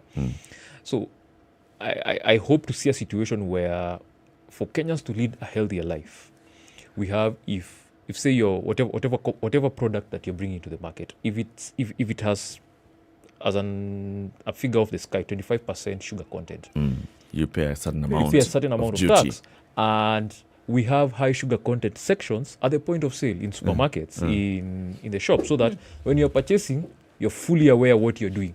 So that at the end of the day, we improve that awareness. It can work. It's been shown to work. It's just that, like I say, we must like ourselves a bit more. And to demand better for ourselves. And the Zulu proverb you give, it's either by the stick or by the or by the stool of an elder. Of an elder. Yeah. Thank you very much, Dr. Harris. Dr. Were Onyino is the president of the Kenya Medical Association, and Dr. Tim Theory, president of the Kenya Dental Association. Thank you for joining us. We'll have you again soon. And because we have doctors in the studio, so we must talk about Cipladol. Indeed. There's a thing that can sort out these issues really quickly. 2 times as fast in terms of working Cipladon, 2 times fast. Effervescent paracetamol works twice as fast as your normal paracetamol. You can get it anywhere. Indeed. A very good morning to you. It's 8 o'clock.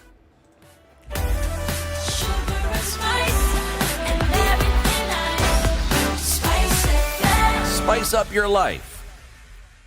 The latest news from around the world. 94.4 Spice FM.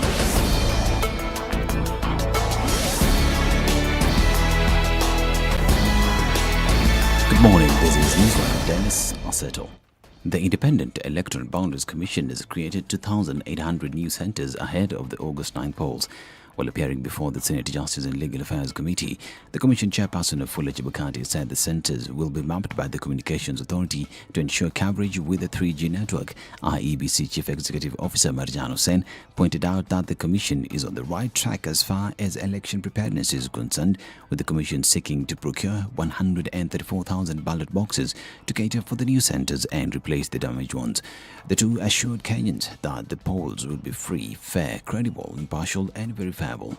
Still on the electoral body, and IEBC says it has referred the investigations on the vote rigging claims by Deputy President William Ruto to the Director of Public Prosecutions for further directions. The communications chairperson of Furahi Chebukati told the parliamentary committee that the statement was made during Ruto's tour of the United States and that this affected IEBC's jurisdiction. Chebukati further warned politicians against making comments which are not accompanied by substantial evidence regarding the election, saying they may lead to voter apathy in the coming August 9th elections. And government spokesperson Sarah Zaguna is calling on members of the political class to exercise their freedom of speech in a responsible manner ahead of the August general election.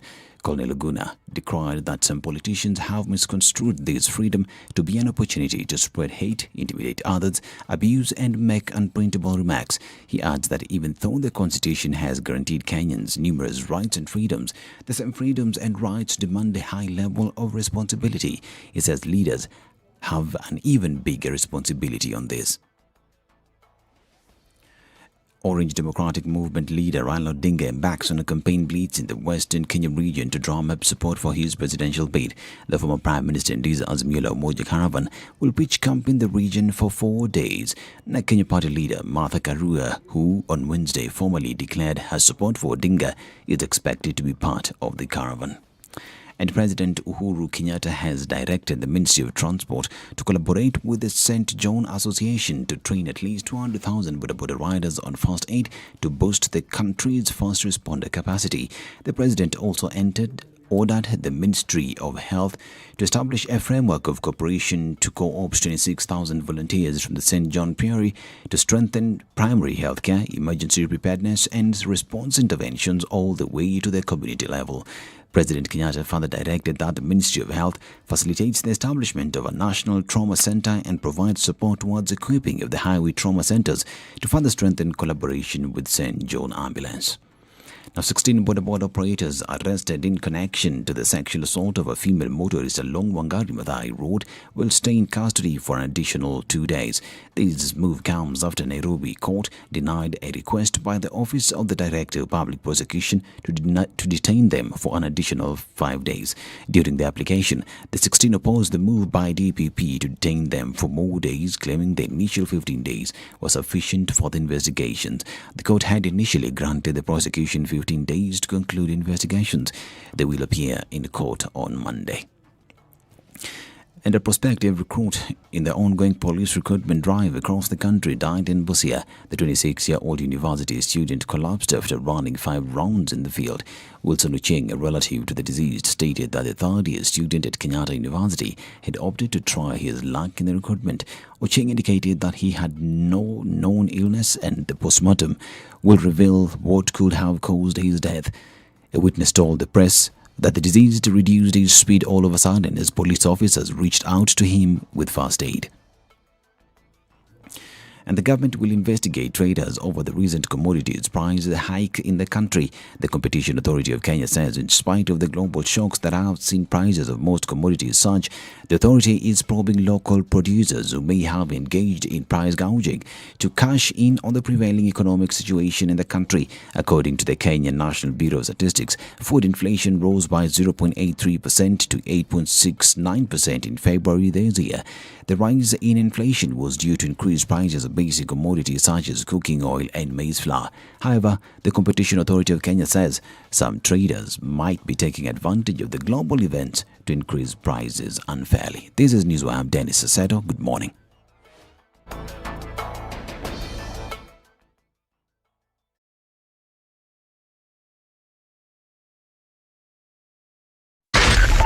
.4 Spice FM, Nairobi. Still continues in many parts of the city this morning. We're looking at it building up around Chiromo, getting out through Westlands, and then Uhuru Highway. All the way from the Nyeri Stadium roundabout out towards the city and then into Westlands.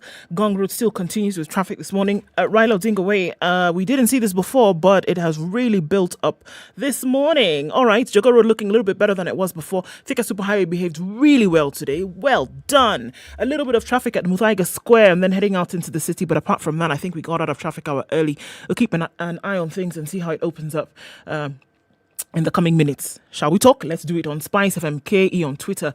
Text 40127.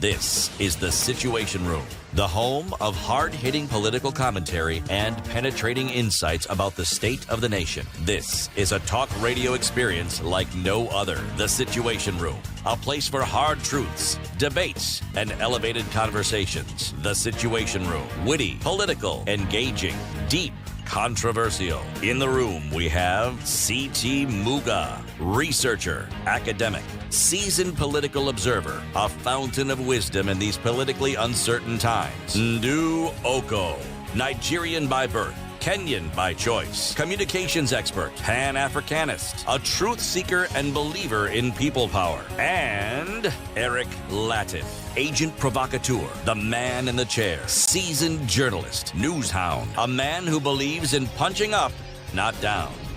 This is the Situation Room. Top of the hour. The only That is the Situation Room for this week, the 25th day of March 2022. The journey and the process towards driving on the expressway is still on course. We're very much on course, fellow Kenyans, just like I promised. Come March, I shall be driving on that expressway, said Uhuru Kenyatta, the President of the Republic of Kenya. March 2022? Okay. Yes.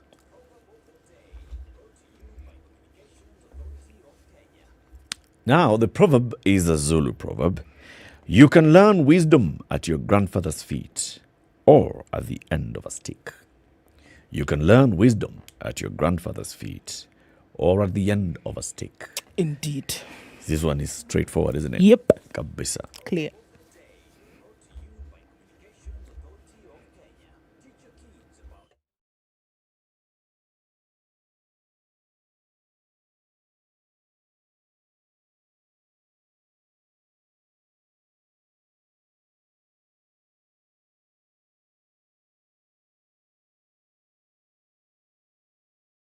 So the late king of pop released a global chartbuster. Huh? All I want to say is that they don't really care about us. All I want to say is that they don't really care about us. That is the headline in the Nation today. Well, not in those words. The headline in the Nation today is, do they even care? And they have the photo of President Uhuru Kenyatta, his deputy William Ruto, and his brother Raila Odinga. And then they say, the nation is staring at a humanitarian crisis of monumental proportions. In the lowlands of Baringo, where bandits roam every night, the combined effects of drought and insecurity have robbed thousands of their livelihoods, while millions across the country can barely afford to put a meal on the table every day.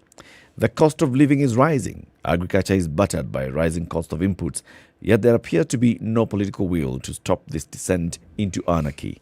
In this special report, the nation is asking leaders who are spending hundreds of millions of shillings on the campaign trail every month a simple question. Do you even care? Do you? They give it full coverage on page 4, 5, 6 and 8. And still on the same front page of this paper, they have a photo of a girl wearing the Kenyan flag wandering in the bushes of Eldoret in Marsabit County. More than 13,000 learners in this country's northern region are reported to have dropped out of school due to a scorching drought. 13,000 learners out of school. The Constitution guarantees every child in this country basic education. This is primary up to secondary level. The government has a policy in place for compulsory basic education. Every child must be in school when school is in session.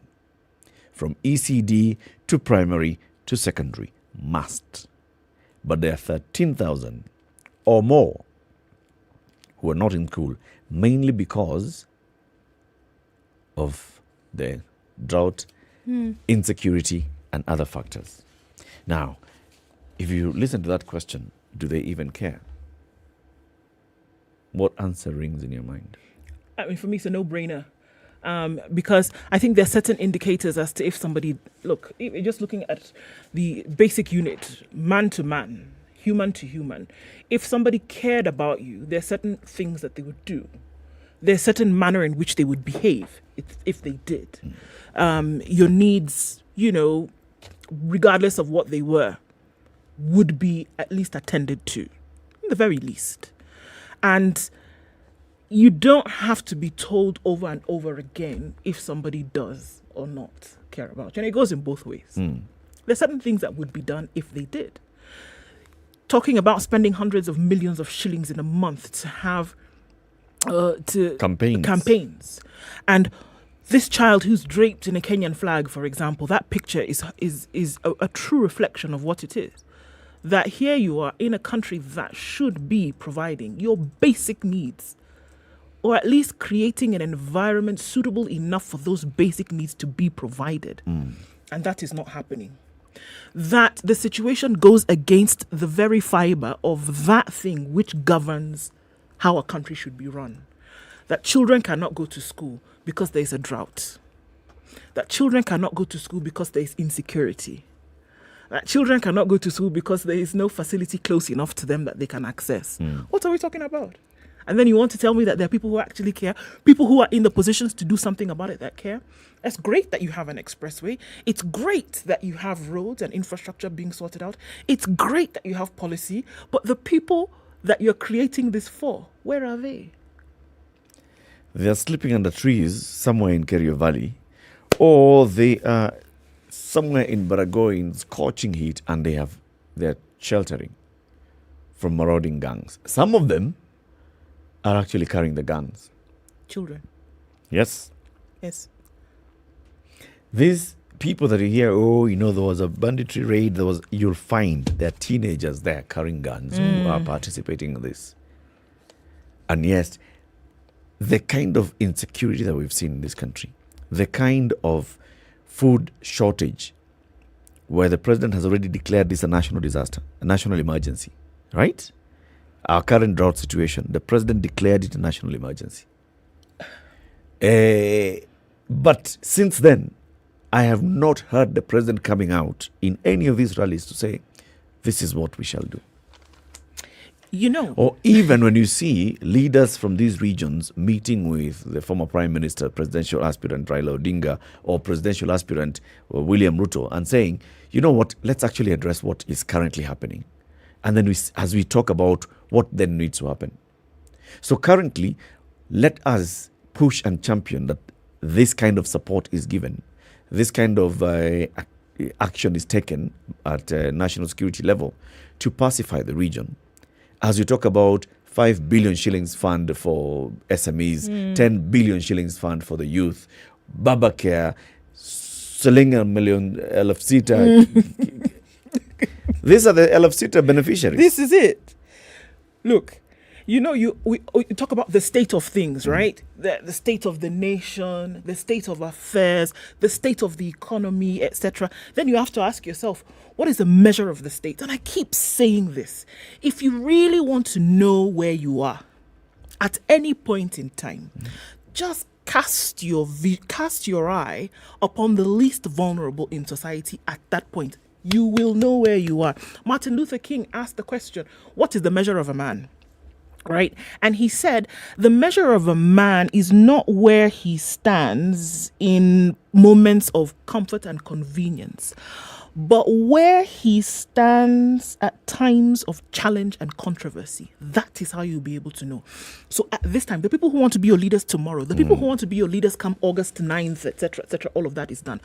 Where do they stand today? What are they telling you today when there is a drought situation, where children cannot go to school, where the average, look, for people who are affording 3 meals a day, that is not the average Kenyan that I'm talking about today. So please let's remove them from that situation. The average Kenyan who stands in a higher percentage of the population today who cannot afford 3 meals a day, because that's the standard, right? That's the measure that we are going to use. So when you have individuals who are coming and they're telling you that they want to sit in a position of highest authority in this country, you have to ask yourself, in times of challenge and controversy, where do they stand? If they are not standing on the side of the people who are suffering, forget it. Forget it. So you're asking the question, do they care? No. Let's not even try and pepper it with any kind of big English. No. And that should fuel a decision. That should fuel what you do when they come and say all these and pontificate and give you all these platitudes. That is what should fuel your thinking. That somebody tells you that we are campaigning for you. Yes. And then you see a girl draped in the Kenyan flag who cannot eat. You see a little boy who has a soda Fanta 300 milliliters and is going to drink it for 4 days. My God. And then somebody's telling you, this is what I will do for you tomorrow. They need something today. They need a solution now. What are we talking about? Let's have a conversation with our national leadership. Everybody, 0719-012-600. The message this morning to President Uhuru Kenyatta, to his deputy William Ruto, and to his brother Raila Odinga. Tell them whether you think, do they care or do they not? Based on everything that we are seeing, based on all the conversations that they've been talking about, the pledges that they're making, the campaign pledges that they're making today. I make a pledge that this is what is going to happen should you elect me as your leader come August 9th, 2022. This is what I am going to do. This president who is leaving office come 9th of August, 2022, who's saying, this is how far we've come, and this is who I'd like to take over this leadership of the country. Talk to him as well. The one who has been deputy president for the last 9 years, who says, I want to be in the driver's seat. I'm the one who's been doing some things from Karen, but I haven't done everything. I want to be the next president so that I can set aside funds to support the bottom-up economic model, blah, blah, blah, blah, blah. People in Kerio Valley are dying. People in Kerio Valley who were being told the other day, people in those irrigation schemes in Kerio Valley are no longer able to go to their farms. Tell me. They are no longer able to take care of their animals. They are no longer able to even sleep in peace in their homes. People in Baringo, areas of Baringo that have not had development in very many years. To date, they still have the same challenges. What is it that we want to tell our leaders? 0719-012-600. Do they or do they not care? Pigeon, good morning. Good morning, Eric. How are you? Very well, thanks. How are you? I'm fine. How is you? Good morning. And City Muga is not around. City Muga is away today. But I saw Gikonyo was around. Yes, she was in earlier. Okay. Yes. I saw last time you were trying to interview my fellow, of course, presidential aspirant, also Jimmy Wanjigi. Mm-hmm. And I don't know if you did ask him this question, because you see, I believe as a common citizen like myself, the reason why I'm going for this maybe position is because of what I'm going through. And I feel like the decision you're going to make come the ballot day should be informed or should be based on what you are going through, not what you are promised to be done. You see. Because actually, there's a sense that is missing in the political rallies and everything else, that the politicians are taking the tune of promises and promises. And people are carried away by promises of what to be done later once you elect me. While what you are going through as citizens today is very dire, that we are suffering. Some of us are not even able to afford some meals. Some of us are not even able to pay our rents and everything else. And I believe that these issues should be given a space in the political discourse and dialogue, so that when we are making decisions come August, it's decision based on what we are going through that informs the decision we make, not what you are promised to get, you see. And that is where where we miss the link, where the conversation is fully, and the media, of course, some of the media stations and everything else will always be giving a conversation, same narrative from these guys of what I'll do. But to remember, these guys promised the same things in 2017, and in fact, they didn't promise us to suffer the way we are suffering today. They promised us heaven, but now we are suffering today, and instead of us making decisions based on our suffering, we are still thinking of what is the next promise of the next heaven coming. If you were to speak about the current crop of leaders, yes or no, do they care? They don't. Period. That's it. Thank you very much, Tijin. Let's hear from the others as well. Keranja in Naivasha, good morning. Good morning, Eric and Du. Good morning. Good morning. How are you for a very long time? Very We're well, fine. How have you been? Yes, I'm very, very, very good, Mr. Eric. Now, Rook, our politicians currently who are now vying for the presidency, they don't care. The reason why I say this, the cost of living commodities, they are very high. The roads are deplorable. How can you create a road 100 kilometers or 200 kilometers, or the people who are living on that area, they are very poor. Even they cannot afford to buy a meal in a day. Look now, the price of a cooking fat is now like 150. Yep. That is half kg. Yep. The packet of maize flour is 140. So how can you go and stage some very big campaign rallies, and yet these people that are dying? That's true. Look, for instance, the people in Barigo area. They are dying. The area is they have some crashes, every crashes there. So they don't care. That's what you're saying, Karanja. Yes, they don't care. They don't care. Sorry. Thank you, Karanja. George in Nyeri, good morning. Good morning, Eric and Du. Good morning, George. Let me take you a little while back away from our topic. You remember, I think 2 or 3 weeks ago, or maybe even a month, there were a series of threats. That's a terrorist attack threat. Have the attacks happened? No. Not what has been reported. But there are no more threats. Why? Supplementary budget ilipitishwa and defense got their share. And now we wait for the next season. We receive the same threat. Supplementary budget in the next week. But you see, it was drafted. And it's in there. So hakuna vile tunaweza rudisha hiyo pesa. So actually the government does care only when those in government are the beneficiaries. Okay. You see, okay, on some very minute issues like what you are facing now, food crisis and all that, it's something that can be mitigated from the common mwananchi. You see, when I teach Eric and do how to, they can have their small kitchen garden where they live in Okoh, whereby you don't have to go and buy dania, kitungu, nyanya at the market. Yeah. It will mean that those who have larger parcels of land, they'll be able to produce what is enough for their usage at home. Yeah. And what remains, it will be taken to the market.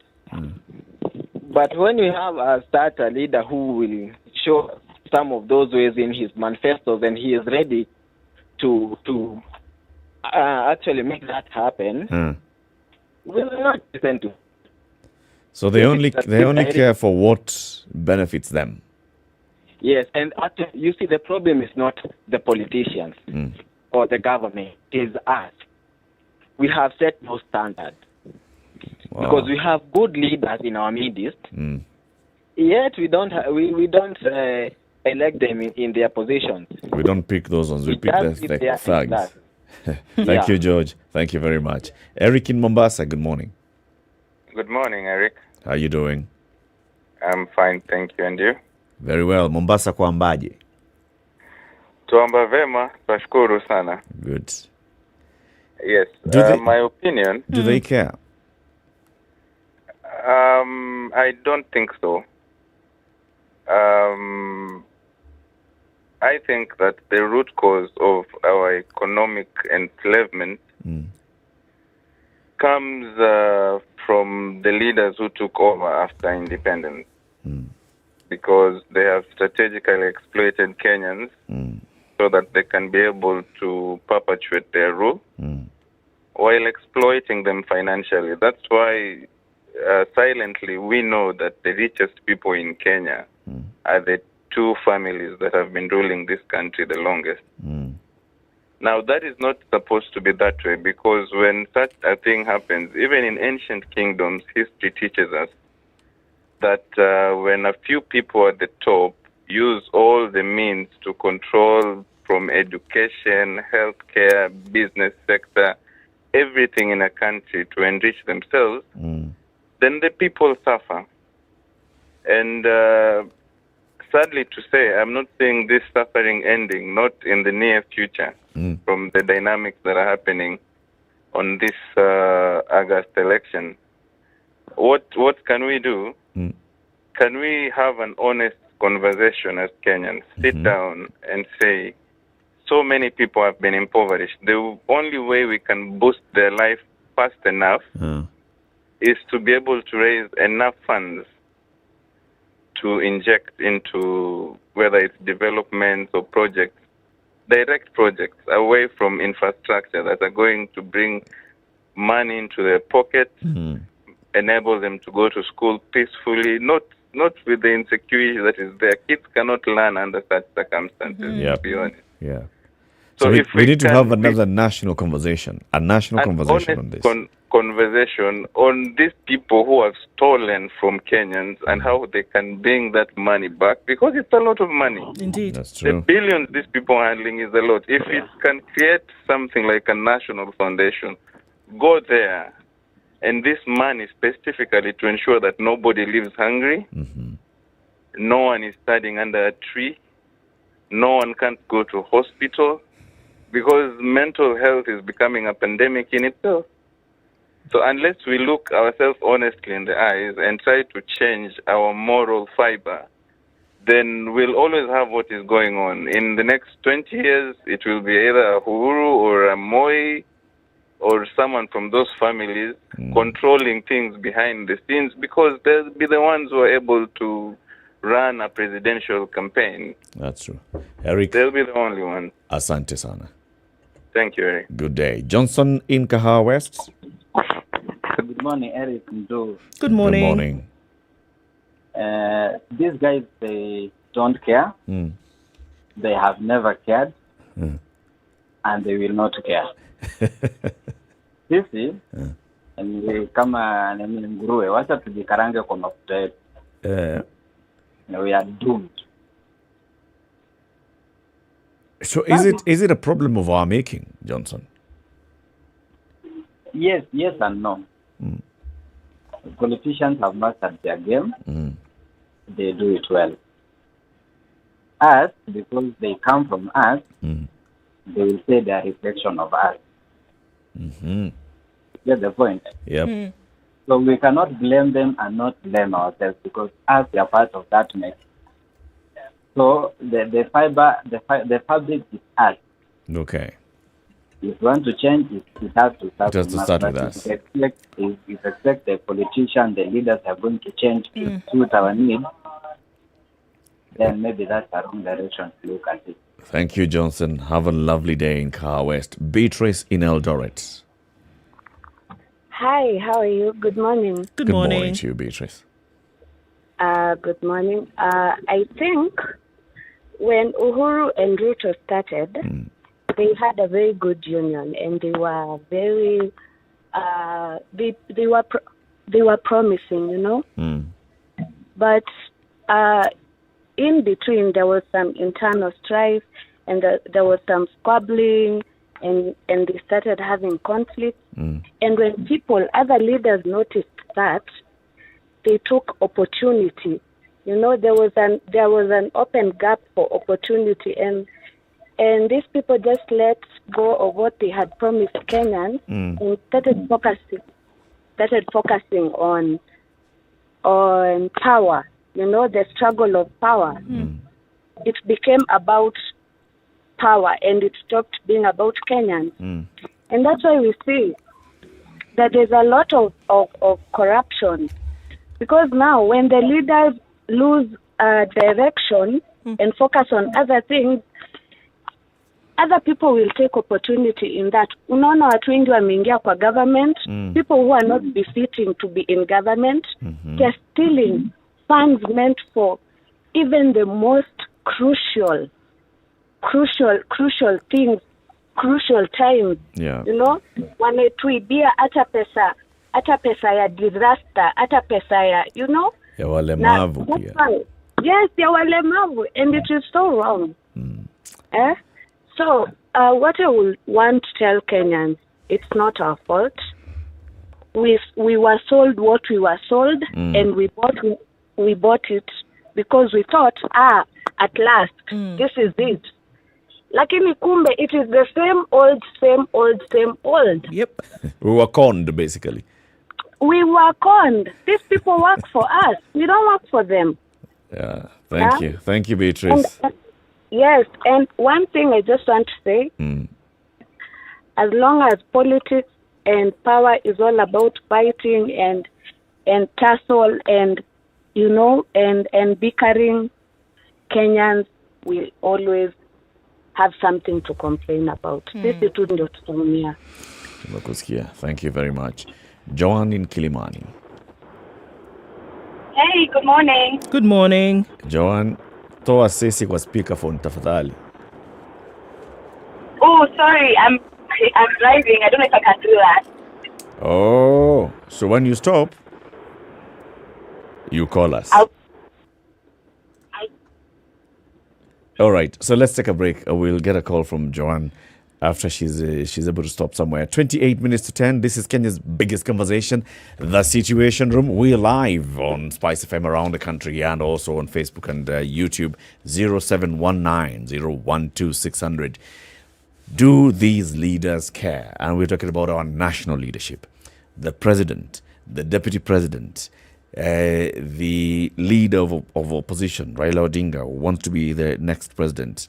Do they care? That's a headline of The Nation today, and talking about this incidences of insecurity and hunger around the country. And yet, none of them are actually talking about this, the clear and present danger. Even the rising cost of living. Mafuta ya kupika mepanda bei. Unga mepanda bei. Kibrit mepanda bei. Chumbi mepanda bei. Sheesh. Surely.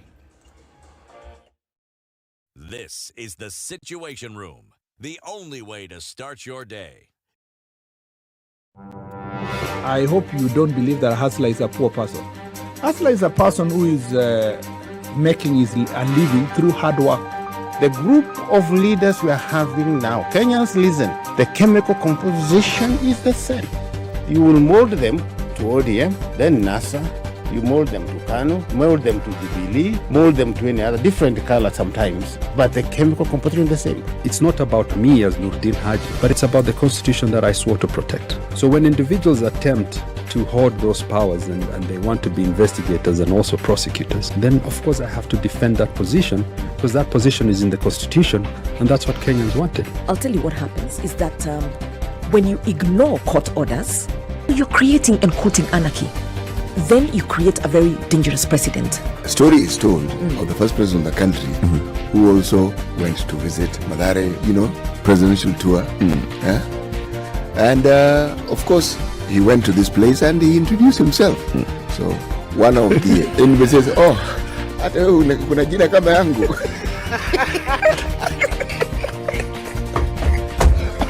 The Situation Room, Kenya's biggest conversation. Cloudy conditions in Nairobi through today. We will see highs of 28 and lows of 16. To 21, Nakuru is sunny. We'll see highs of 29 and lows of 14. 27 will be the high and mostly cloudy. Nyeri at 19 and lows of 14. 20 degrees in Eldoret right now. Highs of 27 and lows of 14. We're looking at mostly sunny conditions at 31 in Mombasa. Highs of 34 and lows of 27. 27 will also be the low in a sunny Malindi. Highs of 33.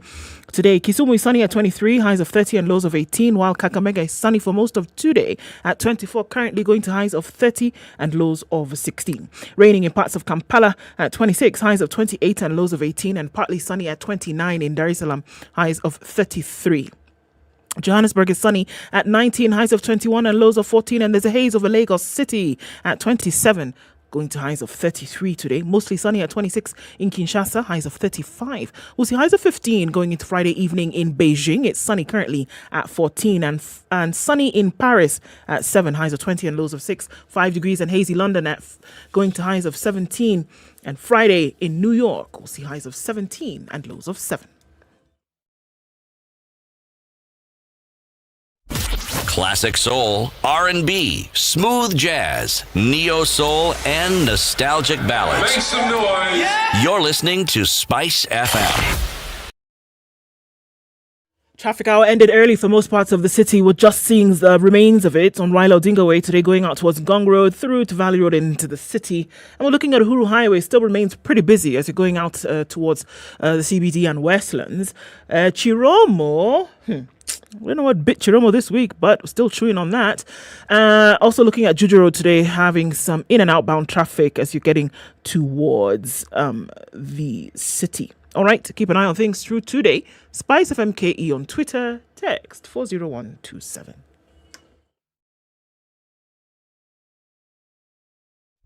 Classic soul, R&B, smooth jazz, neo soul, and nostalgic ballads. Make some noise. Yeah. You're listening to Spice FM.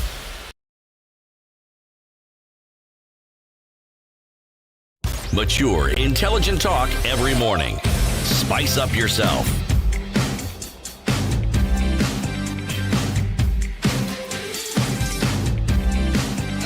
Mornings done right. 94.4. The conversation continues right here on... we're laughing. It's an inside joke. Don't worry about it. We're talking about a very serious issue, though, this morning. And this is the situation in the country. Rising cost of living from all fronts. Rising cost of fuel. Rising cost of food items. Rising cost of agriculture inputs. Insecurity in parts of the country. We're talking about Laikipia, Baringo, West Pokot, Elgeyo Marakwet, Marsabit. We are talking about insecurity in Lamu County. Then we talk about food insecurity. People facing starvation on a daily basis in how many? 24 out of 47 counties. 23 out of 47, yeah. How many millions of people? 2.8. Oxfam tells us 3 million people. All this is happening today. If you just look back in the last 7 days, you have heard these political leaders talking and promising and holding meetings and taking and hosting defectors, traveling across the country, spending millions, hundreds of millions of shillings every week. Some it's personal money, others is state resources. In these campaigns, they don't even address the fact that there are children who were expected to be sitting KCSE last week in Kerio Valley. Children who were expected to have been sitting KCSE in parts of Marsabit, in any of these countries that are facing starvation. They didn't. There are people this morning who don't know. They didn't wake up today because they've been awake throughout. They've been awake. There are people who did not wake up today because they were killed by people and they don't know who killed them. And yet it's not an issue. Does it even make an appearance on the agenda and some of these things? And that's why I say it's something that is of priority. Will at least make an appearance on the agenda of the thing that you're going to address to people on a daily basis. You know, you can even make people feel as though you're concerned by mentioning it every now and again. But it doesn't even show up, you know? Yep. And so then you have to ask yourself the question that are you relinquishing the responsibility of your care to a would-be leader who is not even concerned about things 1, 2, 3? And then you ask yourself, what would show concern? Well, if they even mention it, let's start there. If they even acknowledge that there is this problem. And here you are saying that you're giving them the responsibility, the duty of care is being handed to them for at least the next 5 years, from all indications. And today, they're not talking about the issues that ail you. Today, they're not telling you what they would essentially do about those issues. They're coming to tell you about some illusions of grandeur that really nobody really cares about. Some hot stories. No. And if that is it, if that's what you're being fed today, then they don't care. Be ready to deal with some serious indigestion tomorrow. Big issues. Walter in Nakuru, good morning. Good morning, Eric, and good morning, Du. Good morning, Walter. Thank you for taking my call. I want to address that issue briefly. There's a saying that says, in a country well governed, poverty is something to be ashamed of. And in a country that's badly governed, wealth is something to be ashamed of. So as Kenyans mostly, I believe we suffer from what they call Stockholm Syndrome. We glorify these leaders, yet we know very well their characters. And they've come to a point whereby they don't even hide it anymore. Now, in Nakuru, what we're doing, or what I'm trying to do, we've established an initiative because everybody's talking about everything, taxes being high, lower food prices, economic drought, and everything. But nobody's talking about the issue of minimum pay or minimum wage. You know, we have a situation whereby people run to politics. As a country, it's a shame that people run to politics because they know that's an avenue for wealth. Now, what if we just introduce this? I have an initiative called Kibarua Shilling in Bill Initiative, and if you kindly invite me, I can share with you more about it. But it's just basically trying to address the issue of minimum wage. What if we pay our people a little bit better? What I'm advocating is 420 an hour, evenly distributed across Kenya. That way we just give every Kenyan from Marsabit, Mandera, Mombasa, Kisumu, an opportunity to earn 1,000 shillings. It might make a difference rather than these politicians just giving us handouts left and right, only during the political season. After that, you never hear from them again until 5 years later. It is just a shame. It is a shame. So your initiative is called Kibarua? My initiative is called Kibarua Shilling Mbele Initiative. Okay. It is under Heavenly Manna Kenya, heavenlymanakenya.co.ke. It's a brand new initiative. We started in 2019, but Corona came and brought a lot of some headwind in our direction. But now we already started again. And what we're basically advocating is, we understand that there is the minimum wage in Kenya, and every other country has a minimum wage, and we are not interfering with that whatsoever. But what we're advocating is at least, we're giving a platform for every Kenyan who earns below the threshold of the KRA 24,000, a platform to earn 1,000. Whatever job they do, we just advocate they get paid a minimum pay of 120, just like how they do it in Europe, and the U.S. and other countries. Simple initiative that might help at least elevate 33% of Kenyans from poverty. It would be interesting to have you on the show so we can get to interrogate this initiative further. Thank you very much for calling us, Walter. Thank you so much, Eric. Asante. And do too. Cheers. Zachary. Oh, good morning. Good morning. Good morning. How is everyone there except Mwarimandro, who is away, and hope he is well? He is well. He is well. Now, I congratulated the previous caller from Nakuru. Yes. And I hear that in Nakuru you have got, people who can come up with good initiatives. Now, I'm good, although it's been a while since I called you because you have been having guests and you have having fantastic people there. You are bringing very good people. And I forgot to tell you that you tell Mr. Maura to be also a lecturer. That guy is academic. He gave you hard time there and it was good. I enjoyed his show, yeah? Okay. And I like his college. Now, Mr. Eric, let me tell you this, yeah? There is someone who said that we can tell your good character, your human good heart, you're kind-hearted. Not by the way you treat the dude there because he is almost your equal, or Mwarimadro or others who are in Standard Group, but how you treat the beggar who is. I know you are surrounded by beggars outside whatever. You are in Nairobi, yeah? Yep. How you treat them tells us who is Eric.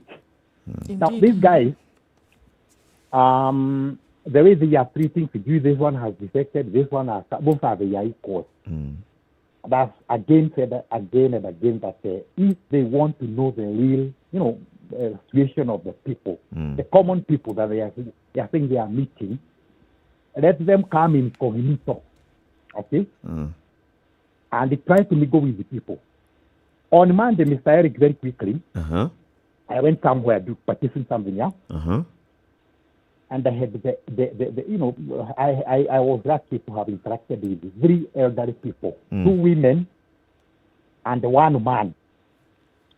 And actually, I'm trying to write that one in my war, and I couldn't feel it because I almost cried and that whatever. Now, very quickly in summary, the man was in a shop trying to purchase Muga, sugar, the basic provisions, yeah? Yep.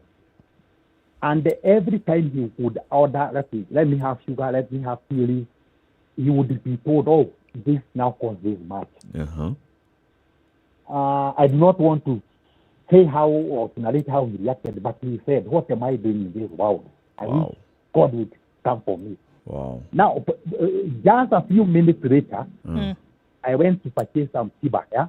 And in that tiba, I found some 2 elderly women, and one of them is a Kikuyu.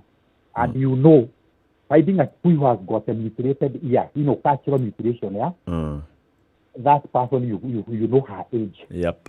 Very elderly. And I noted she was staggering as he collected the chance of, who fire would given to her by the Tiba donor, okay? And I asked her, why are you staggering, Shosho? Shosho, why are you staggering? She looked at me in tear ears, and she told me, my grandson, I have not eaten anything since morning. I asked her, why? I can't afford. Why can't you afford?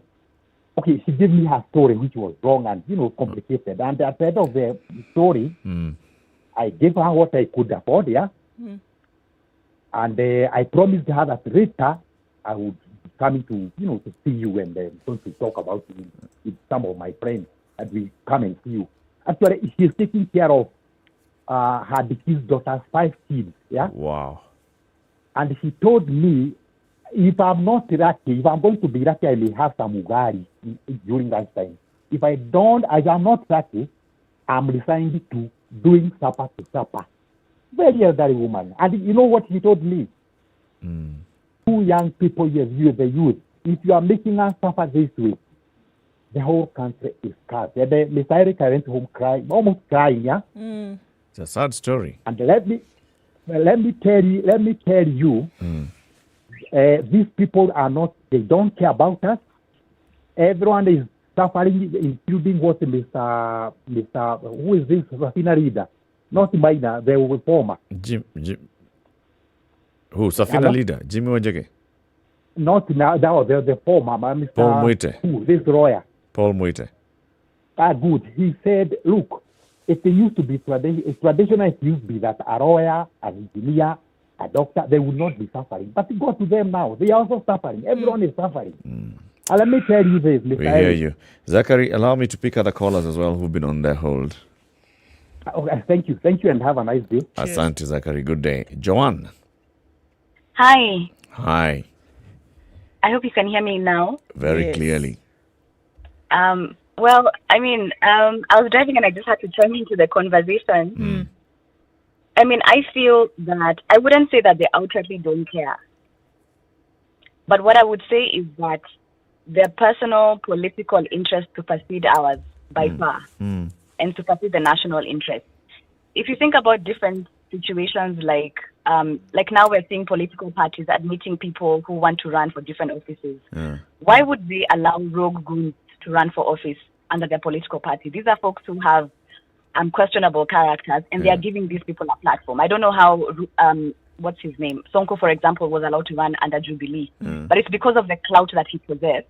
And so it means that it doesn't matter how rogue this guy is, he's going to be given a platform and he's going to be a leader, right? If you think about other situations like how Parliament has approved the upping of the debt ceiling from 1.6 trillion debt a number of years ago when Kibaki was leaving office to about 8 to 9 trillion. We are choking in debt. Eric, by the way, if your spouse, for example, would amass as much debt as this government has amassed, you would leave them. It's for real. Think about it. Like, true. That's true. Either wife or husband or partner or whatever it is, you just can't go left, right, and center amassing this debt. And I did a Twitter thread just elaborating how things are going to get worse. Things are any Kenyan who wants to hear, I always tell them, tighten your belt, save money, let go of any luxuries, because to be honest, when Eurobond, when the stuff that we have, that when debtors come calling in 2024, when some of our debt is maturing, I don't know how we're going to pay, because we've gotten to a point where we're borrowing debt to pay debt. Right. And then, I mean, there's still human rights violations. People are being forcefully evicted from their homes. Right. Trade agreements are still not negotiated with our interest in mind. Like, there's so many pockets in our country that if you interrogate, you will see that nothing is for our interest. Absolutely nothing. Obviously, corruption has gone unabated. The cost of living, oh my gosh. I bought a tray of eggs for 390 shillings, and you know me, I go to the market. I don't go to the supermarket. I bought it for 390 shillings 2 days ago, whilst a month ago I bought it for 300 shillings. Do you realize what a 90 bob difference on a tray of eggs means? Indeed. That is a lot. It is. Like, it's a lot. It's a lot. Even cooking fat, even gas. I have a guy called Mbuvi, the gas guy. I checked how much I paid him last year. I bought gas for 28.50. I bought gas last year for 2,200. I wish somebody would actually interrogate what this means. You know, I am able to afford that difference, although I'm also squeezing myself. I can't imagine a majority of Kenyans who can't. That's it. Many I'm who going to can. tell you, cannot. They can't. They absolutely can't. And the thing about it is this: everybody should know who's listening to you right now that you're just a conduit. You're just a means. You're a means to their end. Don't think you're anything more than that. Don't even give yourself any more clout. But what I would say, on a level of optimism, because I'm really trying to be optimistic for the sake of my children, my grandkids at this moment, is nothing is going to change. It doesn't matter if it's going to be a Raila presidency or a Ruto presidency. Take that to the bank. Call me in case something changes. I will take you for lunch or do something else because I know nothing will change. However, what I would like Kenyans to do is, one, interrogate some of these campaign promises. When a presidential candidate tells you that they're going to ramp up the avocado market, which truly I think needs some ramping up for sure, to pay off the Chinese debt. Bro, we owe China 766 trillion. How many avocados are those? When another candidate, and remember, by the way, we owed them 60 trillion when Kibaki was leaving, or something thereabouts. Our debt to China has grown colossally in an illegal, immoral, unjust manner. Right? Sad situation. When somebody else tells you that they will give 6,000 shillings to I don't know who every single month, where is that money coming from? So before you start ululating and saying, oh my gosh, this is our savior, interrogate these promises. And finally, the solution. I have told myself that the MCA for my ward and the MP for my area as well will know my name. Because I will go to their offices. I will make myself familiar to them. I will keep them accountable. I will bug them. I will make them earn their money. Because I know presidency is beyond me. I hear the staff have already been I don't know, whatever the word is. But I feel like the MCA and the MP will know me. So I'm encouraging Kenyans to take part in public participation, to interrogate the road, the water, the sewer, the issues that affect you, because that's the only thing we can do. Like that's basically where we've been left. That's what we need to do. Thank you very much, Joanne. Thank you. Good day. Alex. Good morning. Good morning, Alex. Thank you very much for this opportunity to be able to share my opinion. And I think Joanne has just taken the words exactly out of my mouth. She's articulated it in a very particular way that, I had actually wanted to bring out. First and foremost, it's all about what is in it for me. Yeah. It's not about the masses. The masses really, nobody cares about the masses. We have institutions that have been funded to look into what concerns the masses. Look at the issues of drought that is now happening. We have the meteorological department. We have other institutions there that are charged with looking at and forecasting the weather. But really, nothing ever happens. We've never heard from them. We have regular meetings that are held by the cabinet, by departmental institutions and all that to give regular briefings on what is happening around the country. Nothing is ever taken into action. Yep.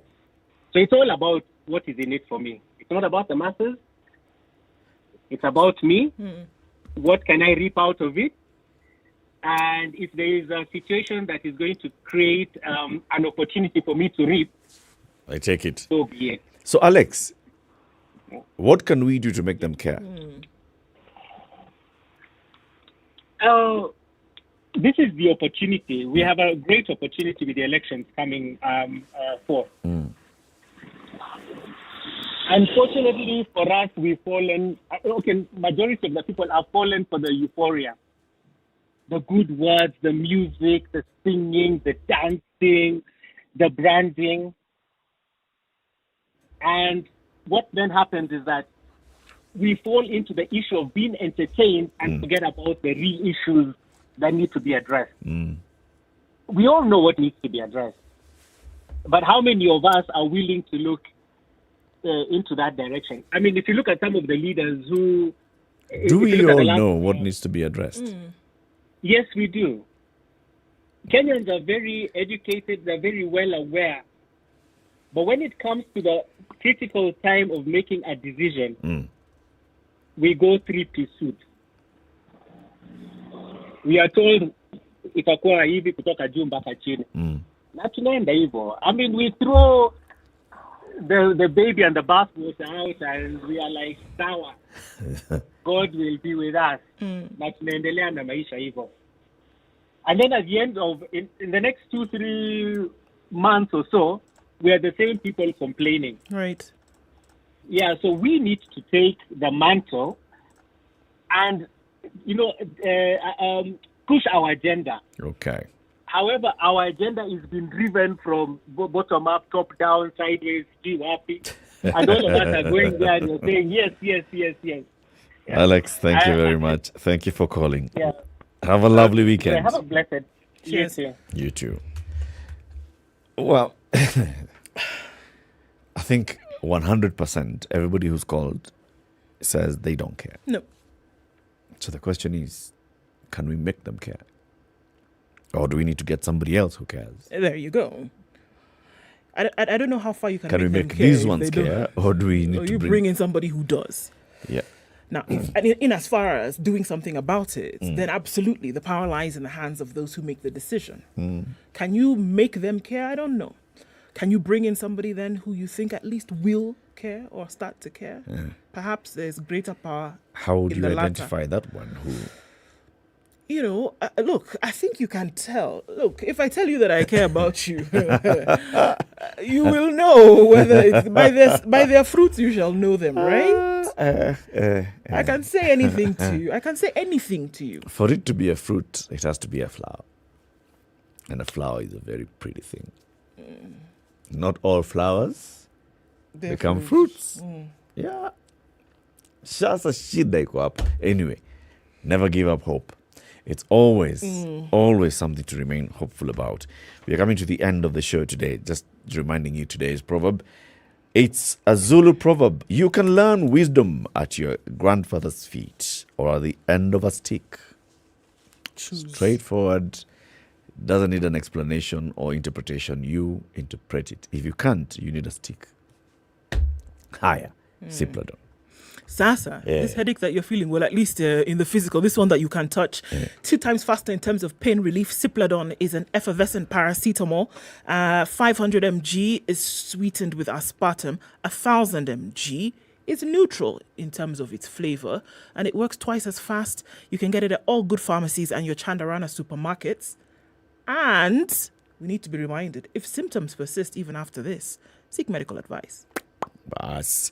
Thank you very much for tuning in to Kenya's biggest conversation today and this week. We'll be back on Monday, God willing, from 6 a.m. to 10 a.m. You have good programming coming up for the rest of the day. We have fresh programming coming up this weekend. Jimmy Gathu Live goes on live this weekend. For more time, tomorrow. 7 p.m. Saturday, tomorrow. 2 to 7. 2 to 7 p.m.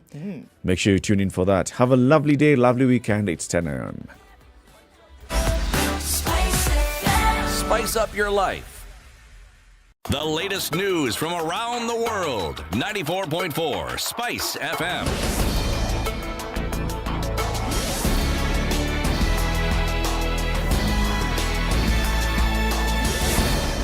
Aseto.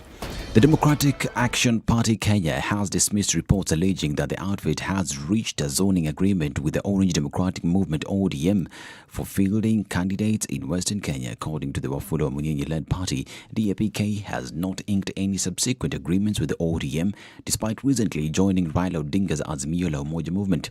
It says while they are working with partners, all agreements shall be made public by the party itself, as they believe in democratic competition and complementing each other within Azimio and not being curtailed by anyone in pursuit of the common goal.